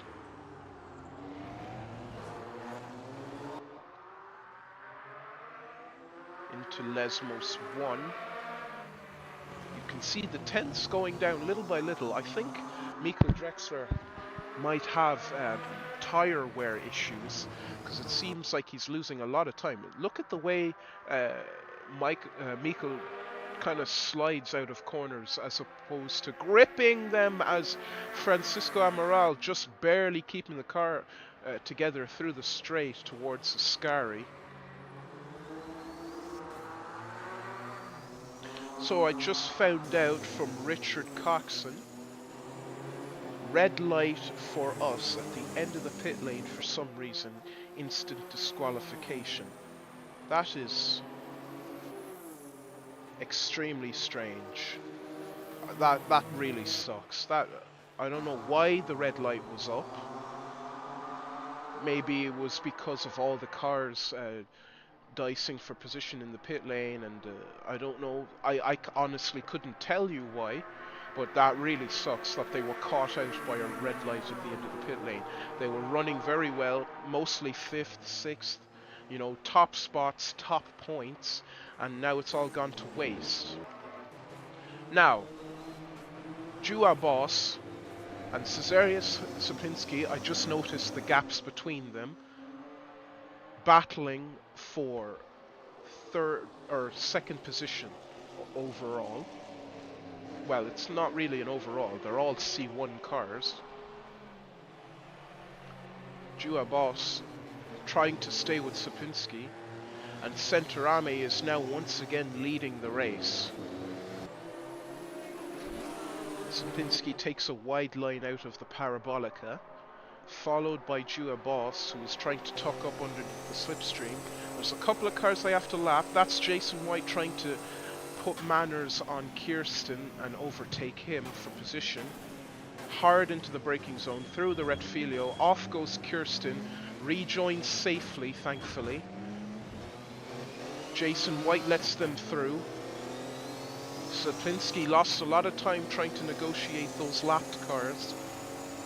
And now Jua Boss has some purchase going through the Curva Grande, and it's going to be a braking battle through the Curva del Variante. And Jua Boss has overtaken Sapinski. Oh, and Sapinski spun into the wall, damaged his front splitter. It looks like it's okay, it hasn't come off, but a mistake from Sapinski trying to get the power down, and he makes a crucial fault that will help Jua Boss maintain that second position. And already Richard Wilkes, the Fox, is on that and is going to chase down Sapinski. Oh, that really sucks for Sapinski. All that work he's done to get up to the podium positions, and a small lapse in concentration. You know, it's a long race, and he's lost the battle for second place. But hopefully he will regain that gap.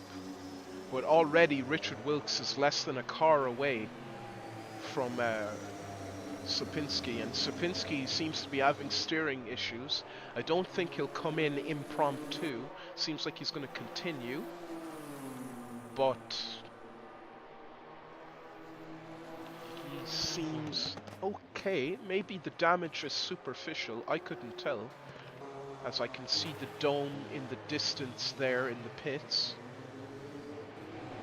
Yes, it is the dome of Robin de Vos. Sapinski's trying to find his groove once more, I suppose. Jua Boss, Giovanni Centorame, both Works Porsches out in front. So it's a Works Porsche 1-2. Norbert Singer would be very happy if he was watching this race. Sapinski, third for Skol Bandit, trying to stay away from the clutches of Brunn Motorsport. That's Walter Brunn, the team owner. Brunn Motorsport for Richard Wilkes, trying to catch up to Sapinski. Ray Radal through Lesmos 2, it seems. Yes, Lesmos 1 and then Lesmos 2, trying to stay away from the Works Porsche of Dave Miller. So Dave Miller running smoothly, still in 6th. That's Gabriel Stur. He's had some sort of trouble, or he's had a planned pit stop because he's going for that undercut strategy. Hopefully he hasn't gone over the fuel limit. I don't think anyone has gone over the fuel limit, as I saw a lot of cars in on lap 29. So maybe this is all part of the plan. We should be seeing a pit cycle soon, as 29 plus 29 is 58. That's a little over 10 laps to go. Luciano Roca going through Lesmos 2. Jules Bouchard still behind his F1 teammate. Francisco Amaral still trying to stalk Mikkel Drexler in the Trust Racing Porsche Japanese car.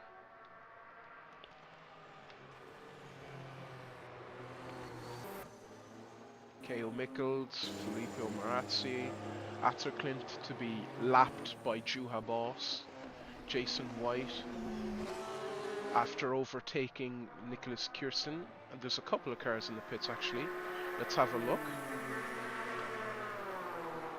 I believe that Bad Aachen car is K.O. Mikkels, but I'm yet to confirm it. Oh no, it's Bruno Chicane, so my mistake.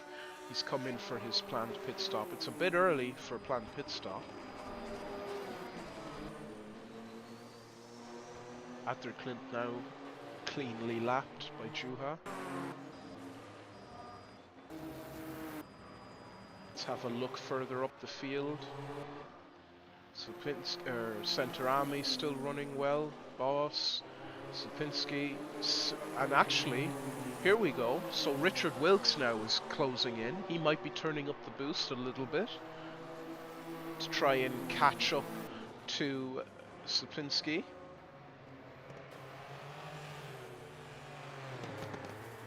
Into the Rettifilio. Nice and clean. Avoiding the tire stacks, no mistakes. On the way to Curva Grande.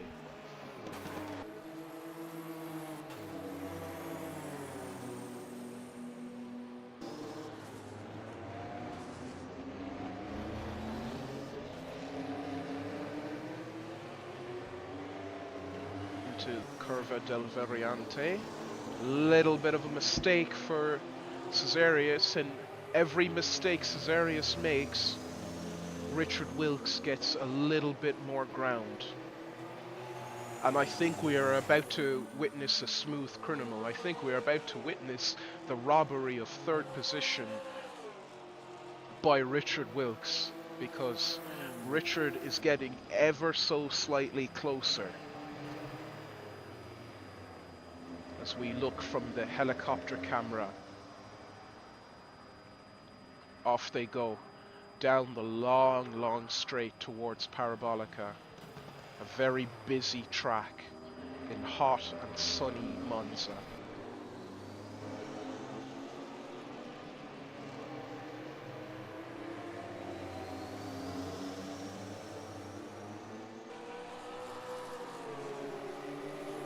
So, through the Parabolica, let's see if... Oh, a misshift for Richard Wilkes. You want to keep those to a minimum so the engine doesn't expire. He coasts into the Rettifilio, smoothly aiming the car through the chicanes, making sure not to hit the tire stacks. Now through Curva Grande, not losing much time to Sapinski whatsoever.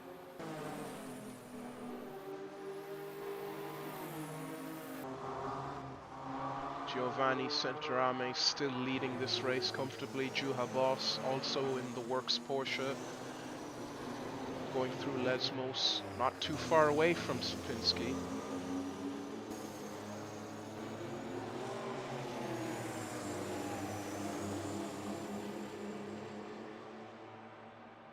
Now following Richard Wilkes once again, as Sapinski is trying to get by Jonathan Atterclint.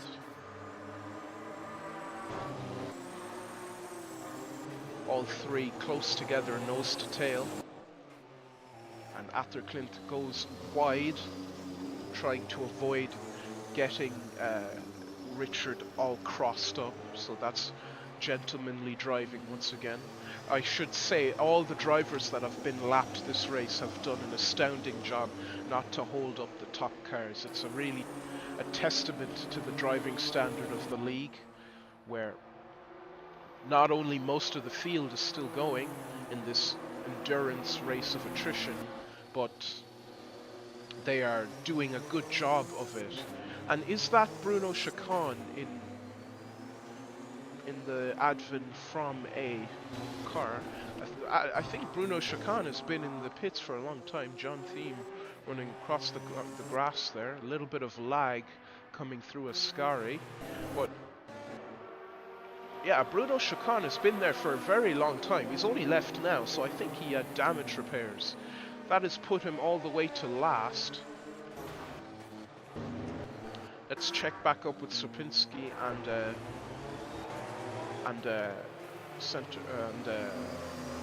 Richard Wilkes, excuse me, as we go through Lesmos 2 now.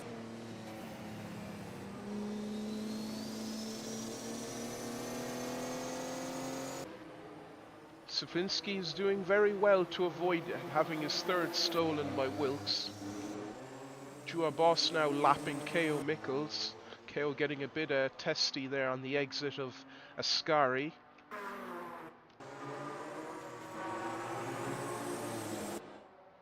Lots of lapping going on. Only 9 more laps now until the pit cycle festivities will happen once again. Yes, that is definitely a factor, Anders. I believe that Sopinski could be on softs, and if he is on softs, that grip has long gone left his car, and now he's just trying to limp to the pit cycle and keep Richard Wilkes from overtaking him. Hopefully he can hold out and keep that hard-earned position after all the work he's done.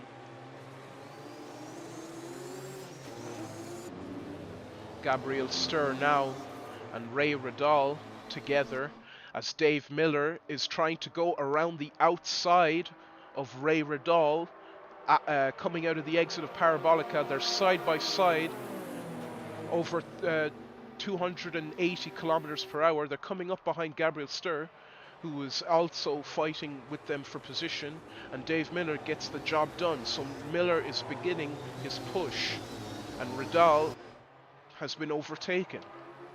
And now Sturr is less than a corner away as they go through Curva Grande to being overtaken by the Works Porsche of Dave Miller, who seems to be pushing hard to try and regain lost time and lost ground to the top 3.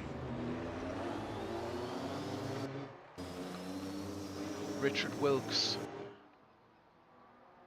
and Cezarius Sopinski as Juha Boss goes through Parabolica. These two are still together. K.O. Mikkels ahead of them.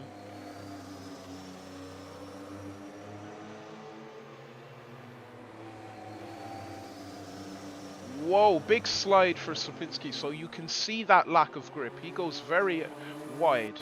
K.O. Mikkels is gone. I saw him on the straight just seconds ago. I don't know what happened there. Another retiree. Maybe he got spat off into the barriers, unfortunately. So K.O. Mikkels is now the latest of retirees. 18 cars left.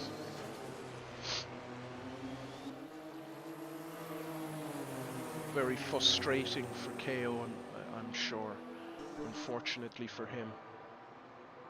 But yeah, Cezarius Sopinski is definitely losing grip as they go through Curva del Variante. Did you see the way Cezarius fishtailed midway through the chicanes? That's how you know the grip is waning. That's how you know the grip is gone. Meanwhile, Richard Wilkes still calm enough, comfortable in his car, I'm sure on harder tires as well.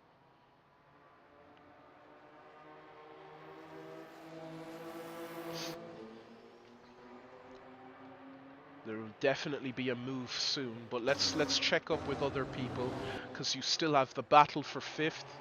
Gabriel Sturr and Dave Miller as they go through Lesmos 1. Oh, little bit of lag, I believe. Yes, little bit of lag.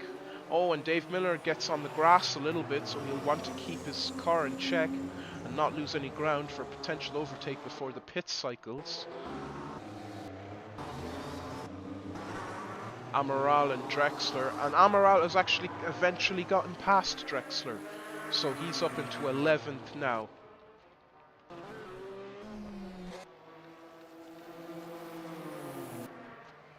Centorame still leading. Joa Boss seems to be somewhat closing in. He's only half a sector away. Slipinski and Wilkes swarming all over the back of Slipinski. All it takes is one wrong move and Slipinski is going to be 4th. I hope that's not the case. I hope he can stay ahead. He's a very talented driver and I believe he's capable of doing so. Gabriel Sturr now putting a little bit of a gap to Dave Miller. Ray Radal following, stalking, close behind.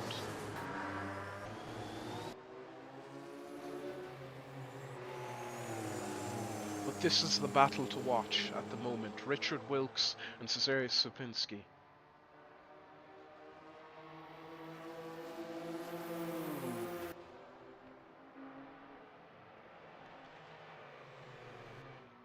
Look at how close Richard Wilkes is.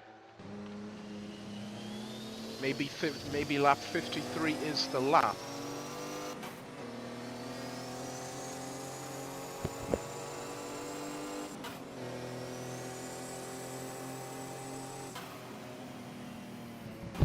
Hard into the braking zone for Parabolica.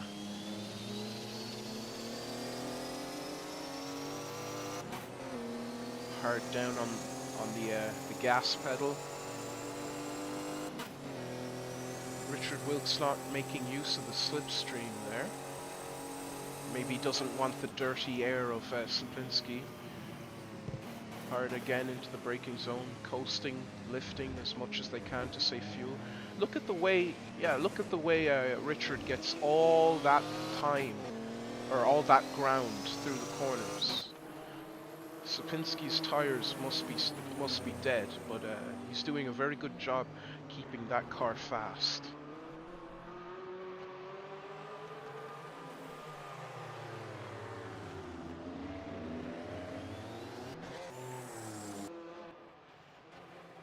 Dave Miller still trying to catch up to Gabriel Sturr with his Works 935-76 turbo engine. And Gabriel Sturr of the same type, although not as powerful as the Works entries and the Jost entries. Oh, actually, this is a Jost car, so these two are on equal footing with each other. Pardon me. They both have the same power, because as we know, the Jost cars have the same max horsepower as the Works cars. Ray Radal not too far back, he's a corner away now. Trying to conserve fuel, by the way he's driving, extremely conservative. And that is Jonathan Atterclint without a front splitter. Must have gotten into the tire stack, so he'll have to come in for repairs. Does he know he has that damage? Maybe it wasn't caused by the tire stacks, it could have been caused by getting hit, but maybe he doesn't know that he's missing his front end. We'll see if he goes into the pits at the end of this lap.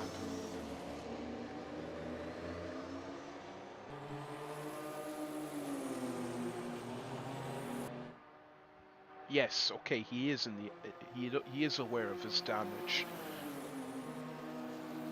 And now he will stop.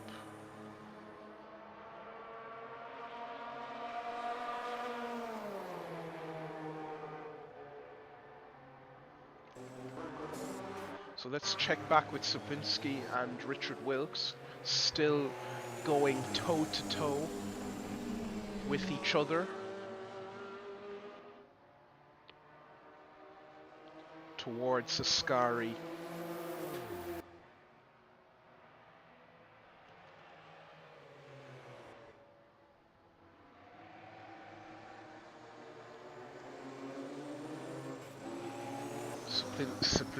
Cesarius Sapinski having to power slide where Richard Wilkes can just use the mechanical grip of the car with the better tires, I assume, at this point in time of the race. Look at the way Sapinski is power sliding. I don't know how he's staying ahead. It's really a feat of driving skill to keep. You're on the worst compound. You're trying to save fuel. You're trying to stay away from the temptation of that boost knob, and you're also looking in the rear view mirrors all the time for someone who is faster than you in the corners. He's obviously trying to conserve fuel, but I think even if Wilkes put the boost up for just a moment, just half a lap, Sapinski would be overtaken. But we'll keep watching. We'll lie in wait. We'll lie in wait patiently.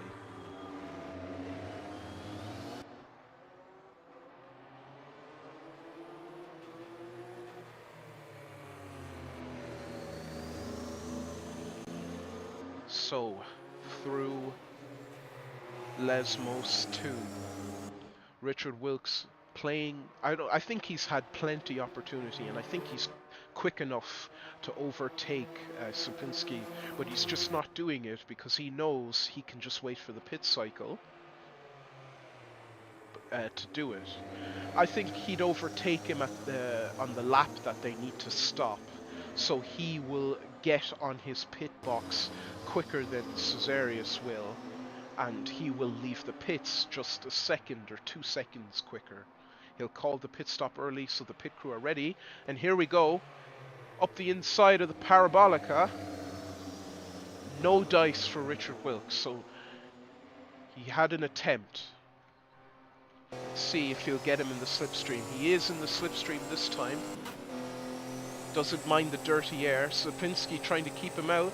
And it looks like Sapinski's going to wave him by. So Cesarius does not want any bit of fighting. He is just trying to keep that car on the track, and obviously Richard Wilkes knew that,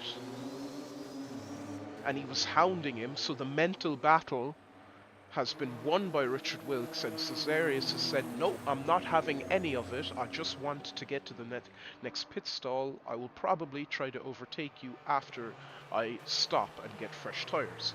Maybe, possibly, it was on purpose like that by Sapinski to make sure he'll get to the end of the stint, put on some hards, and try to outpace Richard on the same tire so he won't be squiggling all over the track like he is right now. Juha Boss and Giovanni Centorame, just a straightaways away from each other, as Juha is negotiating traffic now. Juha is going after Centorame, but there's only 2 laps until the predicted stopping time for the top runners. So we could be seeing a rousing finale now, a rousing final stint, as Liam Dolan gets in the car, his first ISO race. Richard Wilkes planning to call the pit stop.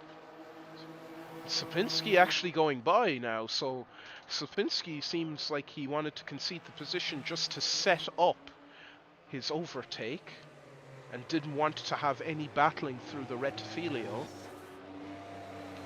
Gabriel Sturr held off on 5th position from Dave Miller's attacks, and now Dave Miller's just trying to get to the end of the stint. Ray Riddall all by his lonesome. Look at that. Not a car for a mile. But that's what you want in an endurance race. You don't want to be interrupted. You don't want your flow to be interrupted. And speaking of flows being interrupted, That's Juha Boss trying to lap John Thiem and Francisco Amaral, who are equally battling for position. And now John Thiem's going to have the opportunity to repass Francisco Amaral on the straight. Let's see if he does it. He's tucked in under the toe of Amaral, but Amaral is weaving to make sure he doesn't get any sort of aerodynamic purchase. But hard braking from John Thiem to stay behind Amaral, and maybe he might touch that boost knob to get up under Amaral's wing, pushed wide out into the exit of Parabolica. Amaral is definitely boosting up because he's even catching Boss in the straight, so he wants none of that from John Thiem. Mikkel Drexler holding 12th, 13th is Marazzi, 14th is Jason White, maybe planning a pit stop in the soon to be present. Nicholas Kirsten, very well done to be in 16th. He's putting manners on a... Oh, what's this? Smoke in the pits? That is the smoke of Wilkes. So Wilkes has stopped early. I think he's planning an undercut. Let's... Oh, John Thiem! He's hit... Maybe he's hit the tire stack? He's missing his front splitter now, and he's trying to get going. He has gotten going, so that's very unfortunate. Hopefully he keeps the car alive. Let's see if he will make it back to the pits safely. There goes Cezary Sapinski coming to lap him. That's very unfortunate. So John Thiem now with damage. His race has been uninterrupted and is starting to go awry. 56 laps out of 87. He lets Cesarius by with no trouble.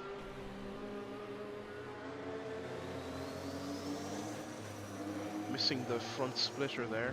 You can see all the... oh, he goes wide. Let's have a look at all the mechanical workings of the front of the 956.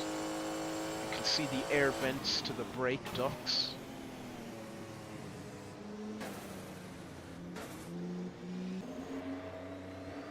That's going to be very cumbersome for John Thiem to drive and get back to the pits in working order.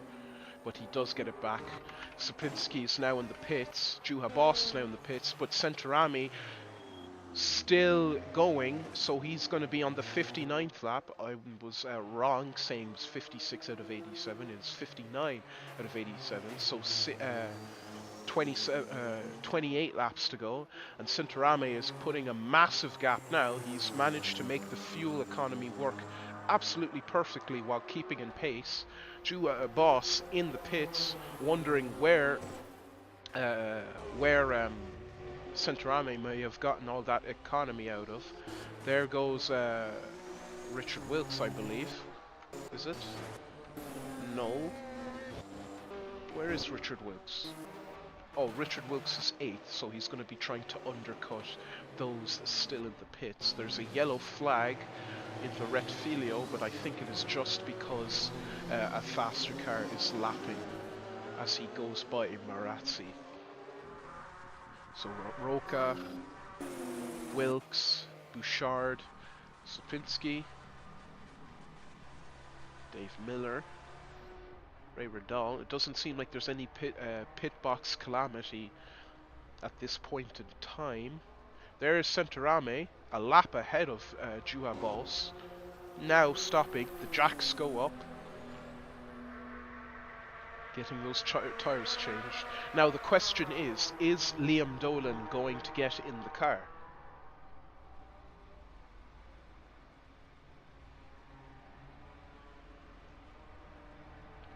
We know he had issues earlier on in the race. I believe in the chat he said he rectified those issues. That's Richard Wilkes getting... Oh, he didn't. He let Juha get in front, I assume because he's lapped. Ray Radal still in the pits. I don't know if Grant will retake the wheel. Maybe he will for the last stint. We'll find out. Centorame still in the cockpit. Where is Gabriel Stur? Gabriel Stur has undercut the entire field ahead of him and is leading the race, but when will he need to come in for fuel? He needs to come in for fuel for the last the last stint of the race. The last 27 laps now. So this is interesting. Centrame is second.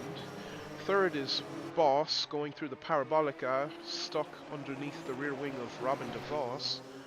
Fourth is Jules Bouchard. Fifth is Sapinski, now out of the pits, now just overtaking Jules Bouchard with no issue. That was pretty textbook. Into the pits, Jules Bouchard is planning to go. There's Richard Wilkes, almost hitting the tyre stack, so he's very lucky to stay in one piece there. Dave Milner 7th, Grant Radal out of the pits, so Ray Radal will not take over. 9th now is Francisco Amaral. Liam Dolan is in the car, so Liam Dolan has left the pits and is now driving for that Rothmans Porsche. So he was very lucky to rectify those problems that he had. So now let's see if he can get back on Gabriel Stur, who is yet to pit, almost a full lap ahead of Liam Dolan. Jula Boss is not very far away from Liam Dolan. Seems like Liam, as I listen to that the engine note of the Porsche, is running low boost, maybe just to try and get the temperatures up on his tires. But Jula Boss can use that to take as an opportunity to overtake for second. Sapinski and Wilkes are once again together, not too far away from each other. Jules is still in the pits. Grant Radal heading down the main, or the back straight, not the main straight. Roca 9th, Amaral 10th, 11th is Marazzi, Drexler 12th. Jason now has moved up all the way to 13th, so he's done very well to recover his race. And how is Gabriel Stur not pitting right now? I'm perplexed.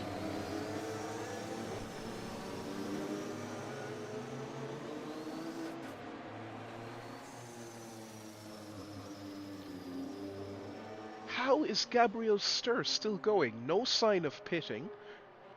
I don't know what he's done to save fuel, but he's got this absolutely right. I'm hoping that he is that he has gotten this right and he is able to undercut big time. If he has to stop, he will be swallowed up by Liam Dolan.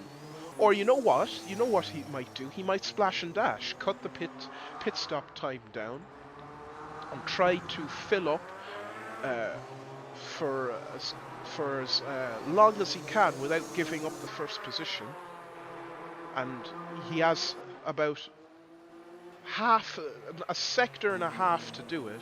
He's going through Curva Grande, and Liam is going through the second Lesmos, so he has 2 sectors actually to do this, half the track to do this. And if Gabriel Stur manages to pull this off, he will be a genius. He will be an absolute endurance genius if he's able to pull this off.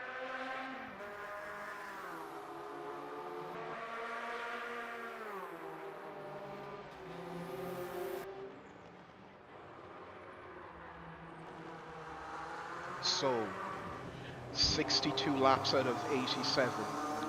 The race is coming to a close.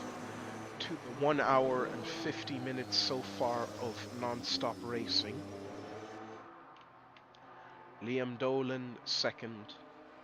Juha Boss catching up to Liam Dolan, in fact. So there's going to be a battle between two Works Porsches soon.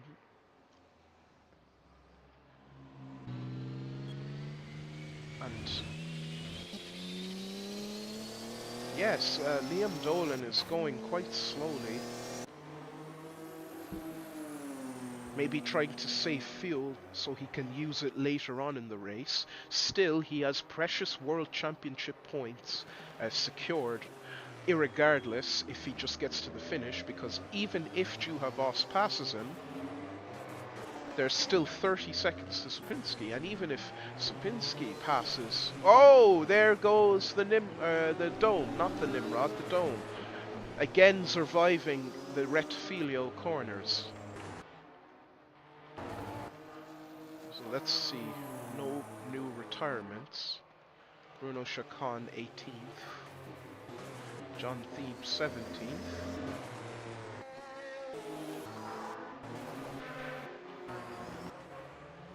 Grant Radal going through the Parabolica in a very comfy 7th. Yes, as there's a massive gap to Luciano Roca. But indeed, Grant Radal will secure some good points. Dave Miller through the Curva del Variante.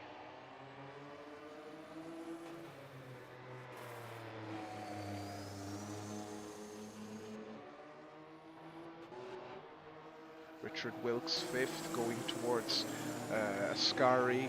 Sopinski in Ascari, heading down the back straight. Let's see now if Juha Boss really is catching Liam Dolan. It is. He's definitely catching Liam Dolan. He's certainly pushing. Yeah, you can tell by the engine notes. The revs are higher in Juha Boss's car. But the revs appear to be lower in Liam Dolan's car. Oh yes, definitely, and short shifting and everything. So we're going to see a battle for second place very soon. Gabriel Sturr, 64 laps. And he is still out in front with no sign of stopping.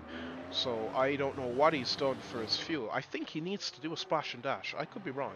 But he's done some amazing driving to keep that Porsche out of the pits for as long as he can.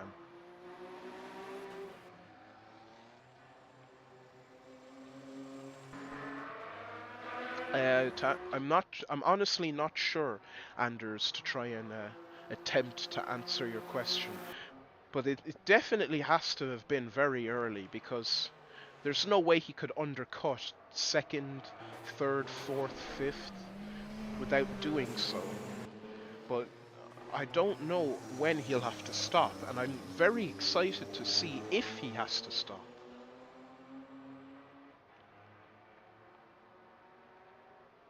So to bring some closure to a couple of incidents that happened earlier on in the race, Raul Jareb, he missed the braking point and had an accident.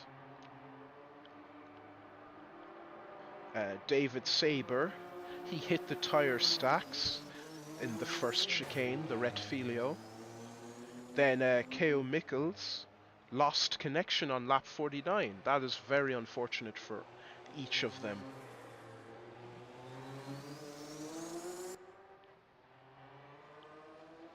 So Gabriel Sturr, lap 65, still going.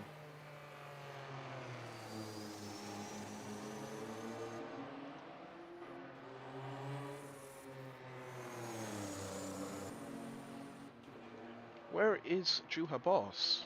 Wasn't Juha Boss coming up right on Liam Dolan? Oh, it seems Juha is trying to save fuel. He isn't going as quick as I thought he had been before. Liam Dolan seems to be holding pace against him. Gabriel Sturr, a minute and 30. There it is. There it is. Gabriel Sturr is planning to pit. So he has a minute and 36 seconds. That's more than enough to come out in front of Liam Dolan.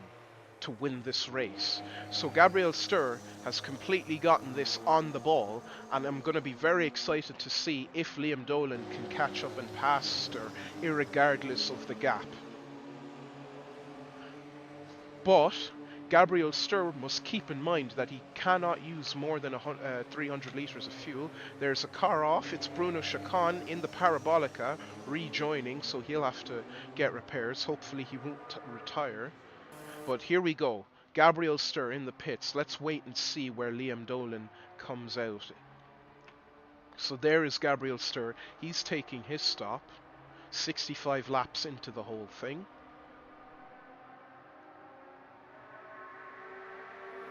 Let's see. Let's check where Liam is. Liam is very, very far away, actually, so we cannot just wait with the camera. He's only in Lesmos 1 at the moment.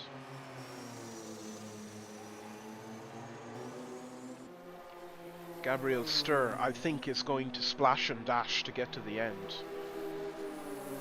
And either Liam picks up the pace, or I'm honestly not sure, because I don't know if Gabriel is trying to use 300 litres on the money, or if he's splash and dashing to try and get out of the pits early and retain first. But he's calculated this brilliantly. 45 World Championship, or excuse me, that's Lucas Vidra Trophy points. Let me double check with the rule book. Here comes Liam Dolan, actually. So it looks like Gabriel Stur is going to use almost 300 litres. I assume. He isn't moving yet. His splash and dash technique has given him a third as Bose gets by. So it's now a Rothmans Works Porsche 1 and 2. So Liam Dolan is leading this race and Juha Boss is second. And Liam Dolan has a good chance of winning thanks to the awesome work of his co-driver Giovanni Santarame to double stint and keep the top spot. Let's check the points. So 20 World Championship points for first, 15th for second, 12 points for third, 10 points for fourth, 5 points for, 10 points for fourth, 8 points for fifth, 6 points for sixth, 4 points for seventh, 3 points for eighth, 2 points for ninth, and the last point, 10th. And Mikael Drexler is very far away from stealing that last point from Amaral.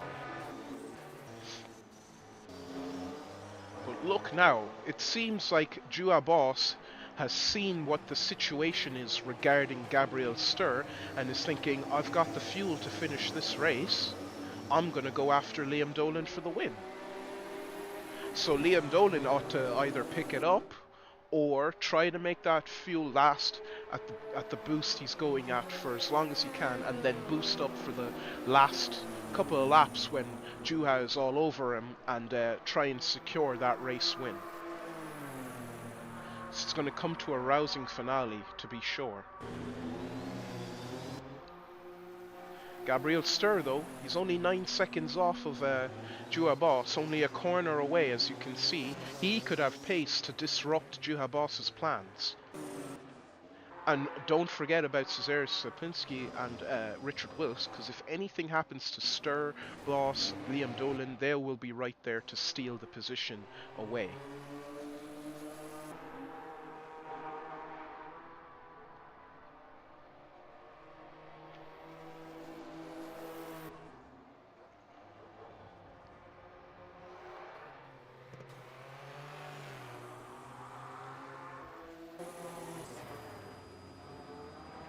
So Gran Tradalo, as we look on from the helicopter camera, heading down the back straight, securing 7th.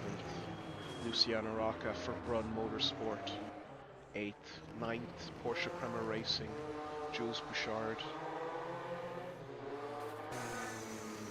10th is Francisco Amaral. And an observation from Anders Nielsen as Cezary Saplinski makes a mistake and Richard Wilkes is coming. Oh, but Richard Wilkes also makes a mistake and overshoots the chicane. So now they both lose equally the same amount of time, and that could give Dave Miller a chance. Gabriel Sturz running at very low engine notes, below 8,000 RPM. Jua Boss going into the Retfilio, edging closer and closer to Liam Dolan. Both works cars. Not long left to go in this 300-kilometer race. Further down the order out of the points is Filippo Marazzi, Jason White, Jonathan Atherton, Nicholas Kirsten, Michael Drexler, Robin DeVos, John Thiem, and Bruno Chacon.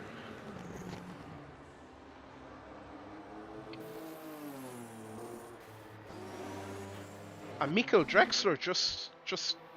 Oh, that might have been a disconnect. That was way too sudden.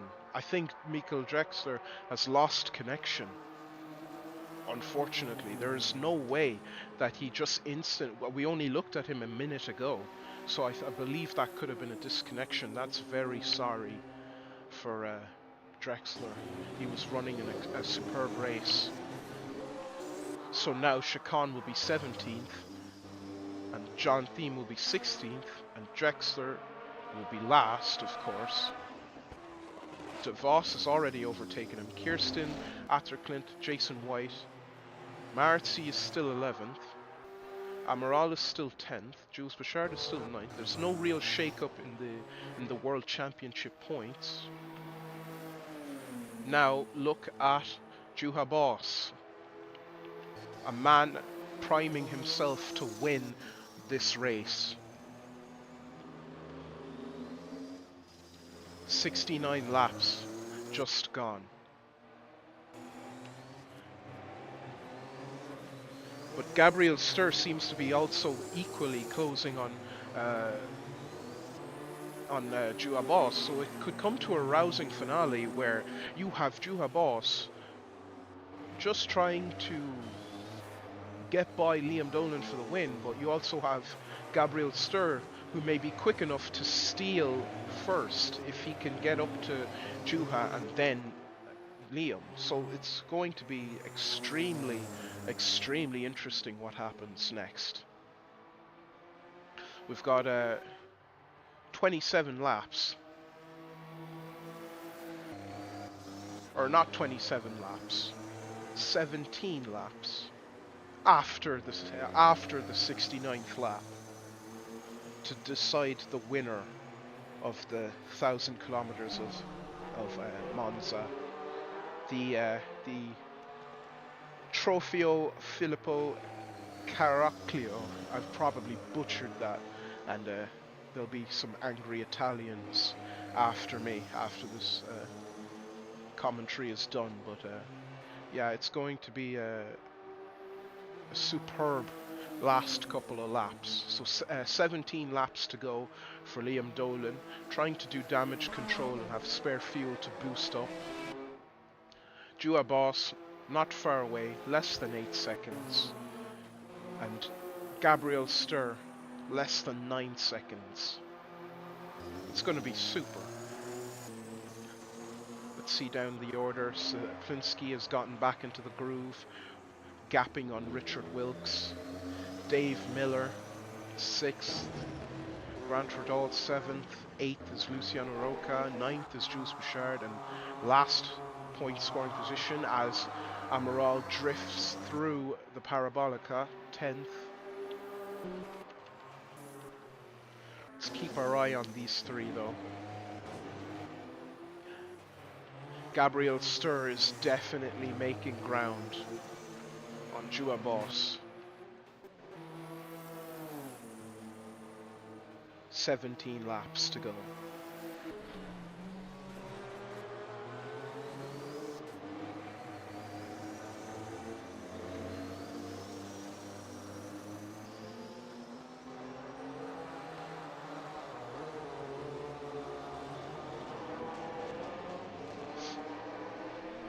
There pops out Juha Boss from out of Ascari, and there pops out Gabriel Stur from out of Ascari. The three Porsches that have the highest chances of winning this race. Works engine, works engine, works engine. They all have the same horsepower, same car capability, although it seems that Gabriel has a Venturi tunnel but no second element to his Porsche. So I'd say that's the ideal balance in terms of superfluousness in order to get round Monza quickly through the corners and quickly through the straights. Liam Dolan through Curva Grande, heading down towards the Curva del Variante. Juha Boss fairly bearing down on him. And there is Gabriel Stur fairly bearing down on Juha Boss and has a car to get by. Robin de Vos holding up Liam Dolan a little bit, and Liam Dolan gets a little bit squiggly there to get by, but it seems that it is okay for Liam Dolan so far. You can hear that Cosworth engine sing.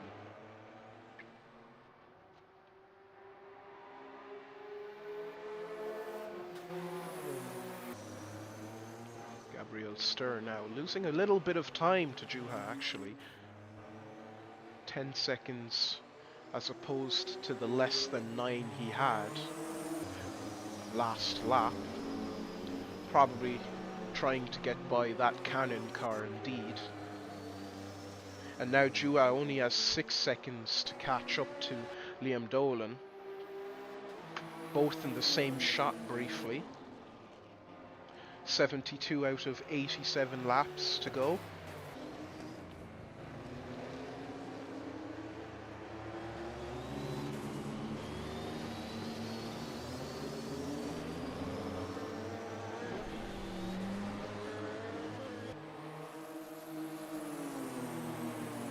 Through the Curva Grande.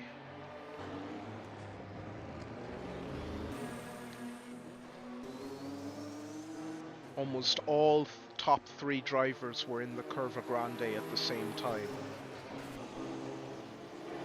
Now out of the Del Variante into Lesmos 1, following Jules Bouchard, Liam Dolan. Lesmos 2. Juha Boss, the same story, just heading out, barely far away from Liam Dolan. Liam Dolan, if he's in control of how fast Juha is catching up, he's doing an amazing job to have as much fuel as possible for the last couple of laps where he can really use it and speed away.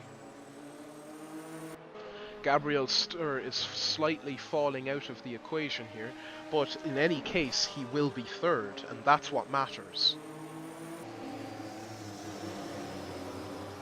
Getting points matters the most.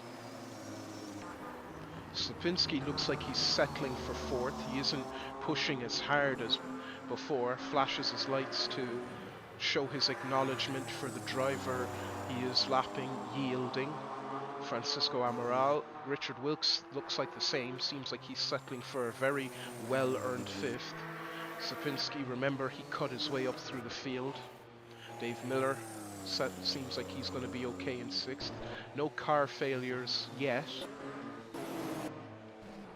These endurance vehicles, they're able and capable. Wow, Liam Dolan having issues getting by lapped traffic. He's going to lose a lot of time, and yes, he had a bit of an issue getting by Jason White. As I assume Jason did not want to risk hitting those tire stacks whatsoever. He's in 12th, Jules Bouchard in 9th, lapping the both of them, both Jonathan Atherclint. And actually, Atherclint is racing Jason White for position. They are 13th and 12th respectively.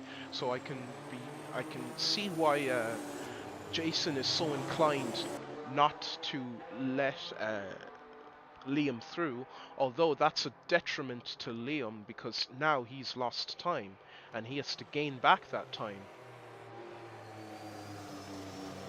Bouchard not letting through Jason, although he is in 9th, so he shouldn't be letting him through.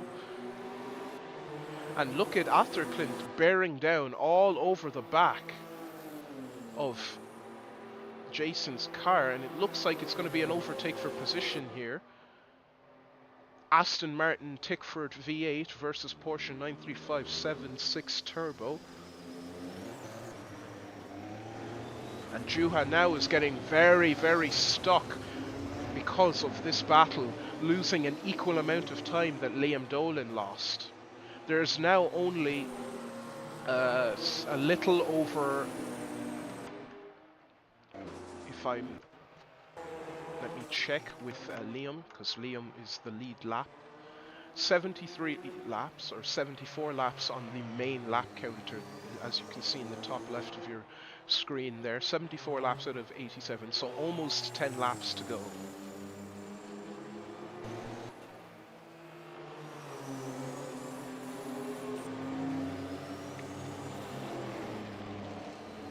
Juha Boss now almost 10 seconds away from Liam Dolan because of all that fighting amongst Jonathan Atherclint and Jason White, and they're still going at it. This is a great battle.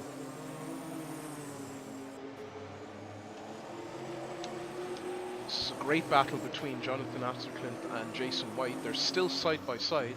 Let's have a look at that, because that is some high quality battling going on between these two.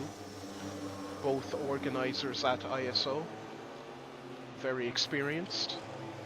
And Jason looks like he's going to collect the position back from Jonathan. And Jonathan doesn't have a boost knob that he can turn up, unlike Jason, but Jason has a 300 litre fuel limit to mind.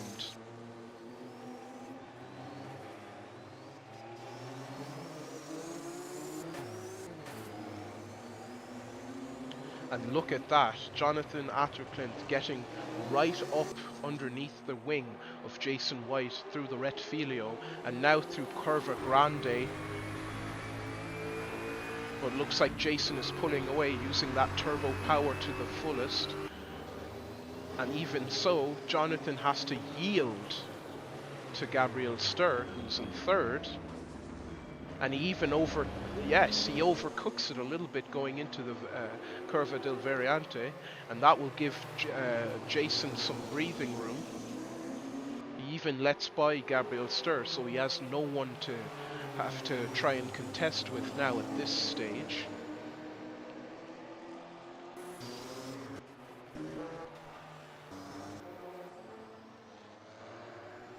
Juha Boss still 9 seconds away from Liam Dolan, and it's going to be a finale between these two, but no.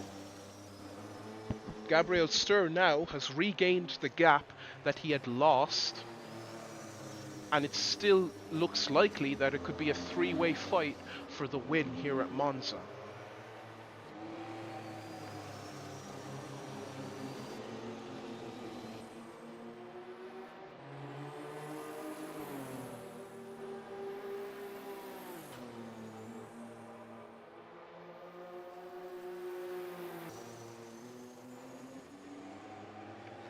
So now into the Retfilio.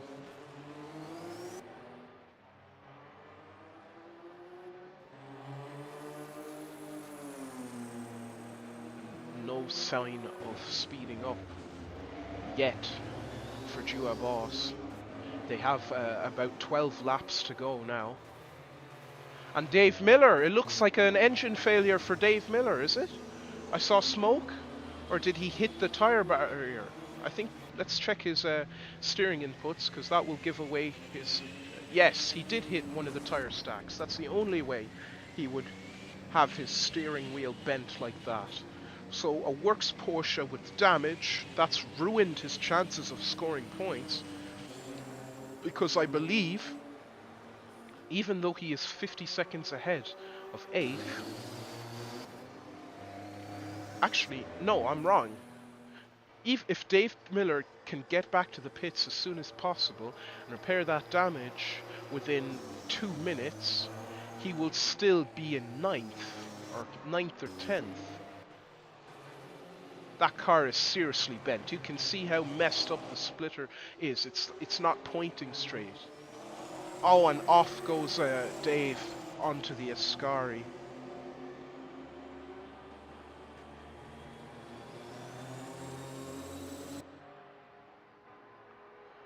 Dave Miller might actually lose out on championship points now, because I don't know how long that damage will take to fix, but it's very severe damage, and I feel very bad. My heart goes out to Dave Miller, because he's driven a clean race all race long. Luciano Rocca, 8th, going to come up on Miller shortly. Let's check back. Stur is only 7 seconds away from Juha Boss. Juha is still 9 seconds away from Liam. So it looks like Liam, as Anders points out in the stream chat, is in control of this race. He is looking like he's going to be using his spare fuel now to hold that gap.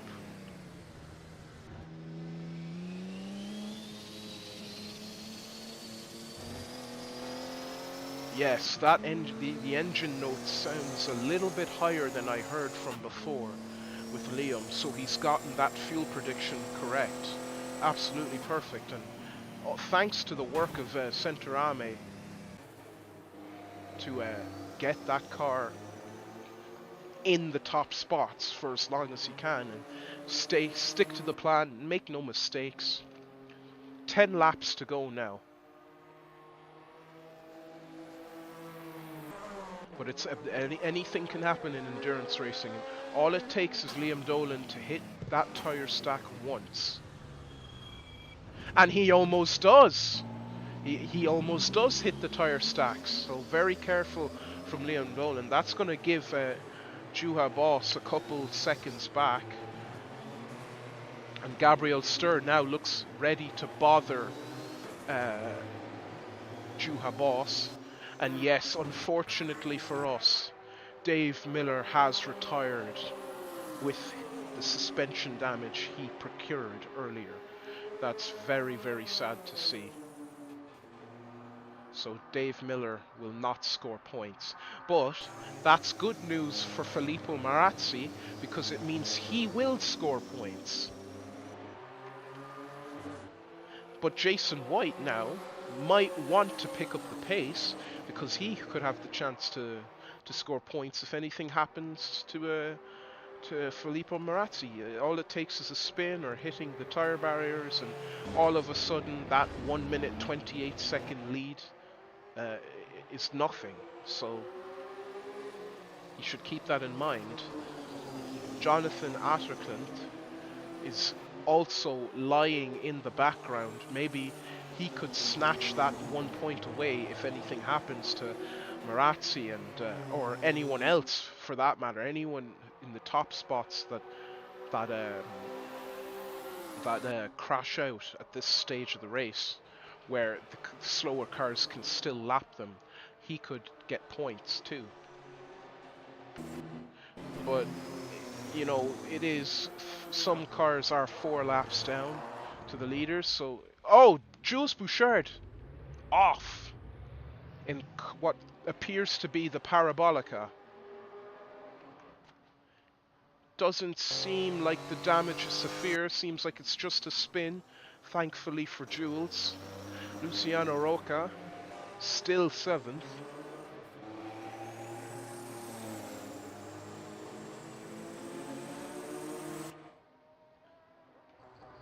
Grant Radal 6th. Richard Wilkes 5th. Cesarius is 4th. Stur is now 4 seconds to Dua Boss, so a battle is on the hands here. Liam Dolan has a single digit in the numbers of laps he has to complete to win this race. All he has to do is get to the end quickly and quietly. No trouble. Don't make a mistake. Hopefully the car holds up. No engine failure. But we could see Dua Boss pull something out of the bag and go after Liam. Let's have a look now on the main straight. But look at that. While Juha has a Cougar to lap, Stur doesn't have anyone to lap yet. And it looks like he may have been boosting up because, unless my eyes deceive me, he gained a lot of time in that back straight, leaving the Parabolica. And let's see. The gap isn't changing wildly. Oh no, and it's Kirsten who's held up Juha Boss, losing vital time. And Gabriel Stur is only 3 seconds back. A little over 3 seconds, now into the 4-second range. So Juha Boss will need to make up for lost time. It's 7 laps to go, and it's looking like a win is so slowly creeping out of reach for Liam Dolan. Or not Liam Dolan, Juha Boss. The win is very much so secure for Liam Dolan at the minute. Gabriel Stur, 4 seconds back, now has the Cougar of Kirsten to lap. And Kirsten pulls off in a big way. That was extremely gentlemanly. No battles further down the field. It seems like Jason lost the position to Jonathan, so maybe he made a mistake, unfortunately. 12 cars out of 28 still in the running, so that's true attrition for you. But yeah, look at Gabriel Stur. Let's stick with Gabriel Stur for a while now. Less than 3 seconds. The attrition, the tiredness, the aching muscles, constantly shifting gears per lap is starting to come into play. And yeah, Juha Boss looks like if he can't keep up this pace for second. Gabriel Stur with the fastest lap of 1:41.1.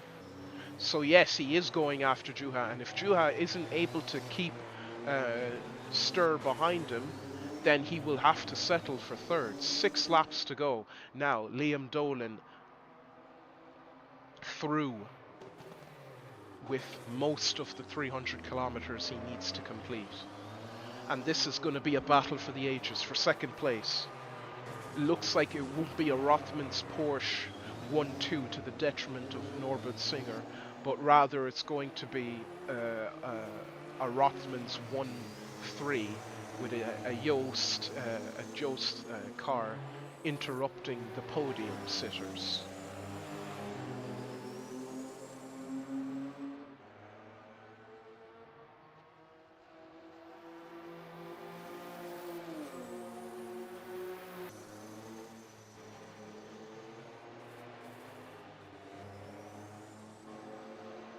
Gabriel Stur now. Is that a mistake from Juha Boss? I saw some dust being thrown up. You know what it is? Gabriel Stur definitely has spare fuel. That's one thing. But another thing is Juha is starting to make mistakes. Obviously he's alone. He's been in the car all race long and he's tired and he just wants to bring it home and get those points.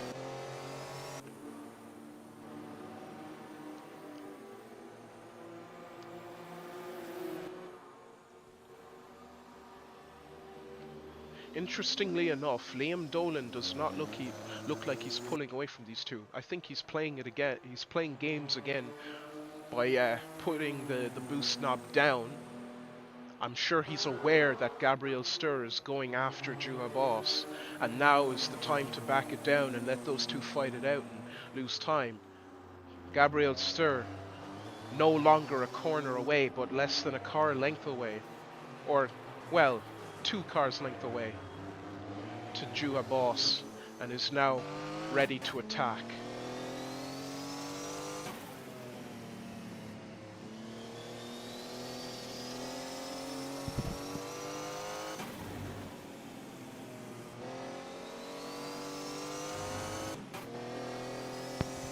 So, after the Lesmos curves down the straight into Ascari,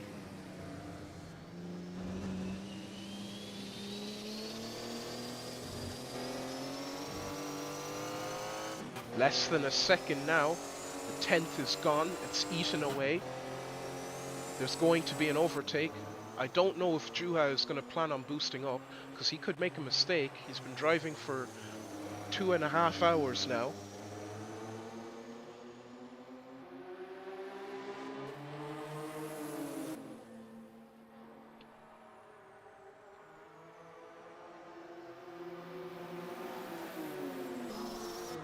The laps are whittled down. Another important thing to note, excuse me for fumbling over my words, Liam Dolan is fresh. He hasn't been in the cockpit all day long like Juha Boss and Gabriel Sturr have been. He is fresh. He is only doing 1 stint, while Centorame is out and has done 2 stints. So combined fatigue, managing fuel, looks like there's a spin off. It's Jason White at Lesmos 1.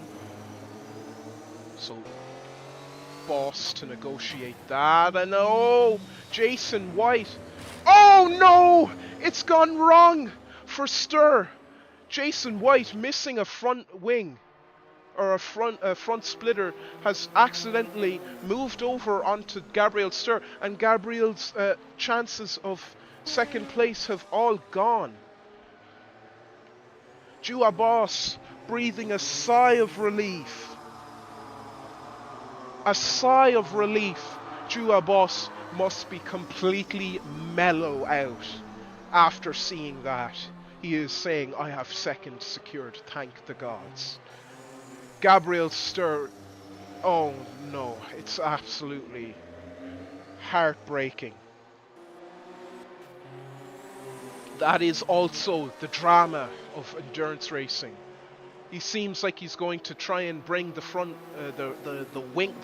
wingless Jost Porsche to the end, because if he stops, then he knows it'll take so long that Cesarius will pass him, Wilkes will pass him, maybe even Grant Radal and Luciano Rocca. Liam Dolan, 12 seconds ahead after all this drama. You know, it could have very easily been Juha Boss that lost his front wing.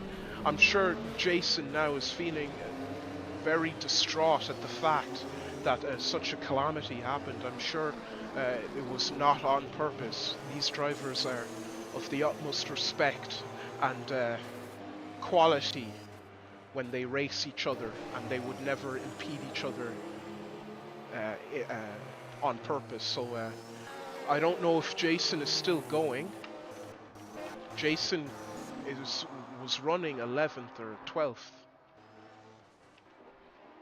Slepinski's out. What's happened? Oh my God, Slepinski. He's missing his front. It's obviously it's respawned now because he's in the pits, but you saw for a moment there he was missing his front splitter, his front wing, and he obviously crashed into the tire stacks after 83 laps and cutting up through the field. So now he's going to miss out possibly on the World Championship points. But hold on, 84, 85, 86, 87. Let me count that out again. 84, 85, 86, 87. So the cars that he has lapped at least 5 times will not get his position. That will be Kirsten Thiem, White, and Robin DeVos. But Rocca will get his position. Bouchard will get his position. Amaral will get his position. Maybe even Marazzi. And in that case, lots of lovely World Championship points for them. Marazzi and Amaral are going to have a battle for ninth, it appears, so I'll have to keep my eye on that too.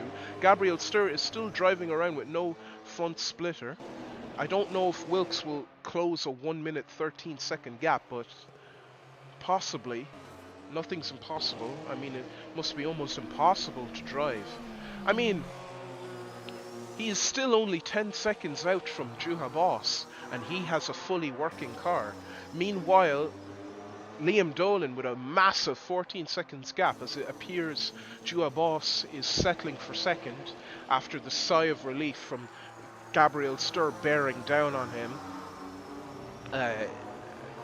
Liam Dolan looks like he has this one in the bag. It's just 2 laps at cruising pace. He can just turn down the boost, make sure he gets there on fuel, staying under the 300 litre limit.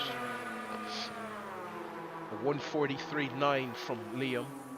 Let's see what Juha is doing, if he's trying to catch up. A 1:43.5. So Juha does intend on trying to catch up on Liam Dolan, who has backed off, I think. Stur still third. It doesn't seem like... Oh, actually, it does seem like the gap is going down with Richard. So I think Richard has put 10 seconds on since the last lap on Gabriel Stur. Grant Ridal has boosted up and is challenging Richard Wilkes. So hold on, we've got 2 battles for position. It seems like Jason White has finally pit. So Francisco Amaral has been overtaken for position by... Oh no, he hasn't. Not yet. Filippo is actually losing ground to him. But let's watch this. Grant Ridal versus Richard Wilkes. And it looks like Richard Wilkes is going to be the person who has his position stolen from him this time. If Grant Ridal has more than 2 laps in the tank under the 300 litre limit, Grant Ridal is going to come home with 4th.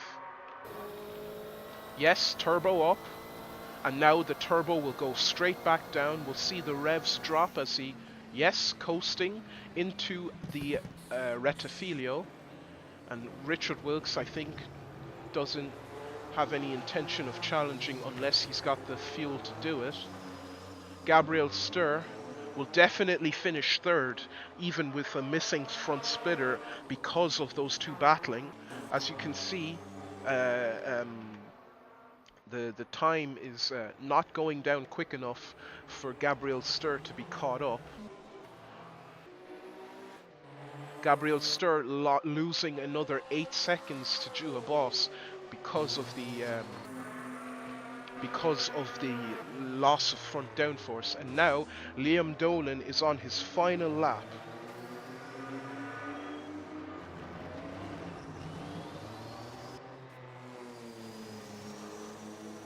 Liam Dolan has got this absolutely in the bag, 100%. Just a couple of corners to go. He's passed the Rettifilio, he's past Curva Grande, he's past Curva del Variante, he's past Lesmos 1 and 2, he's heading up to Ascari. On his way to take the win in the first round of the World Endurance Championship 1984.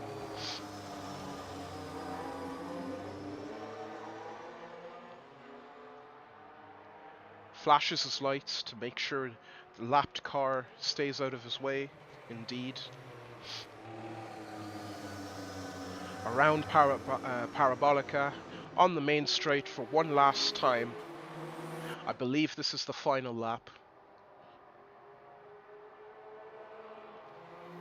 Checkered flag comes out, and Liam Dolan has won the 1,000 kilometers, or rather 300 kilometers in our simulated world of Monza with a perfect drive. Well done to Liam Dolan. Meanwhile, Jua Boss finishes a well-deserved second place, and Gabriel Stur limps with a missing front splitter to the line. What a drive by Giovanni Centorame and Liam Dolan. Well done to Gabriel Stur toughing it out with a missing front splitter.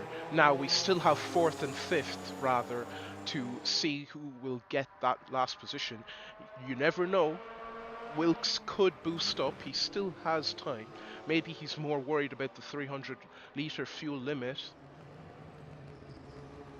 than getting fourth.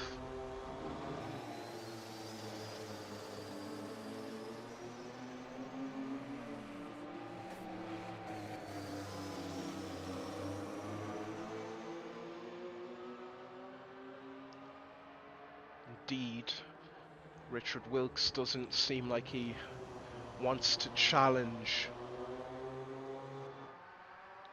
Grant Radal at all.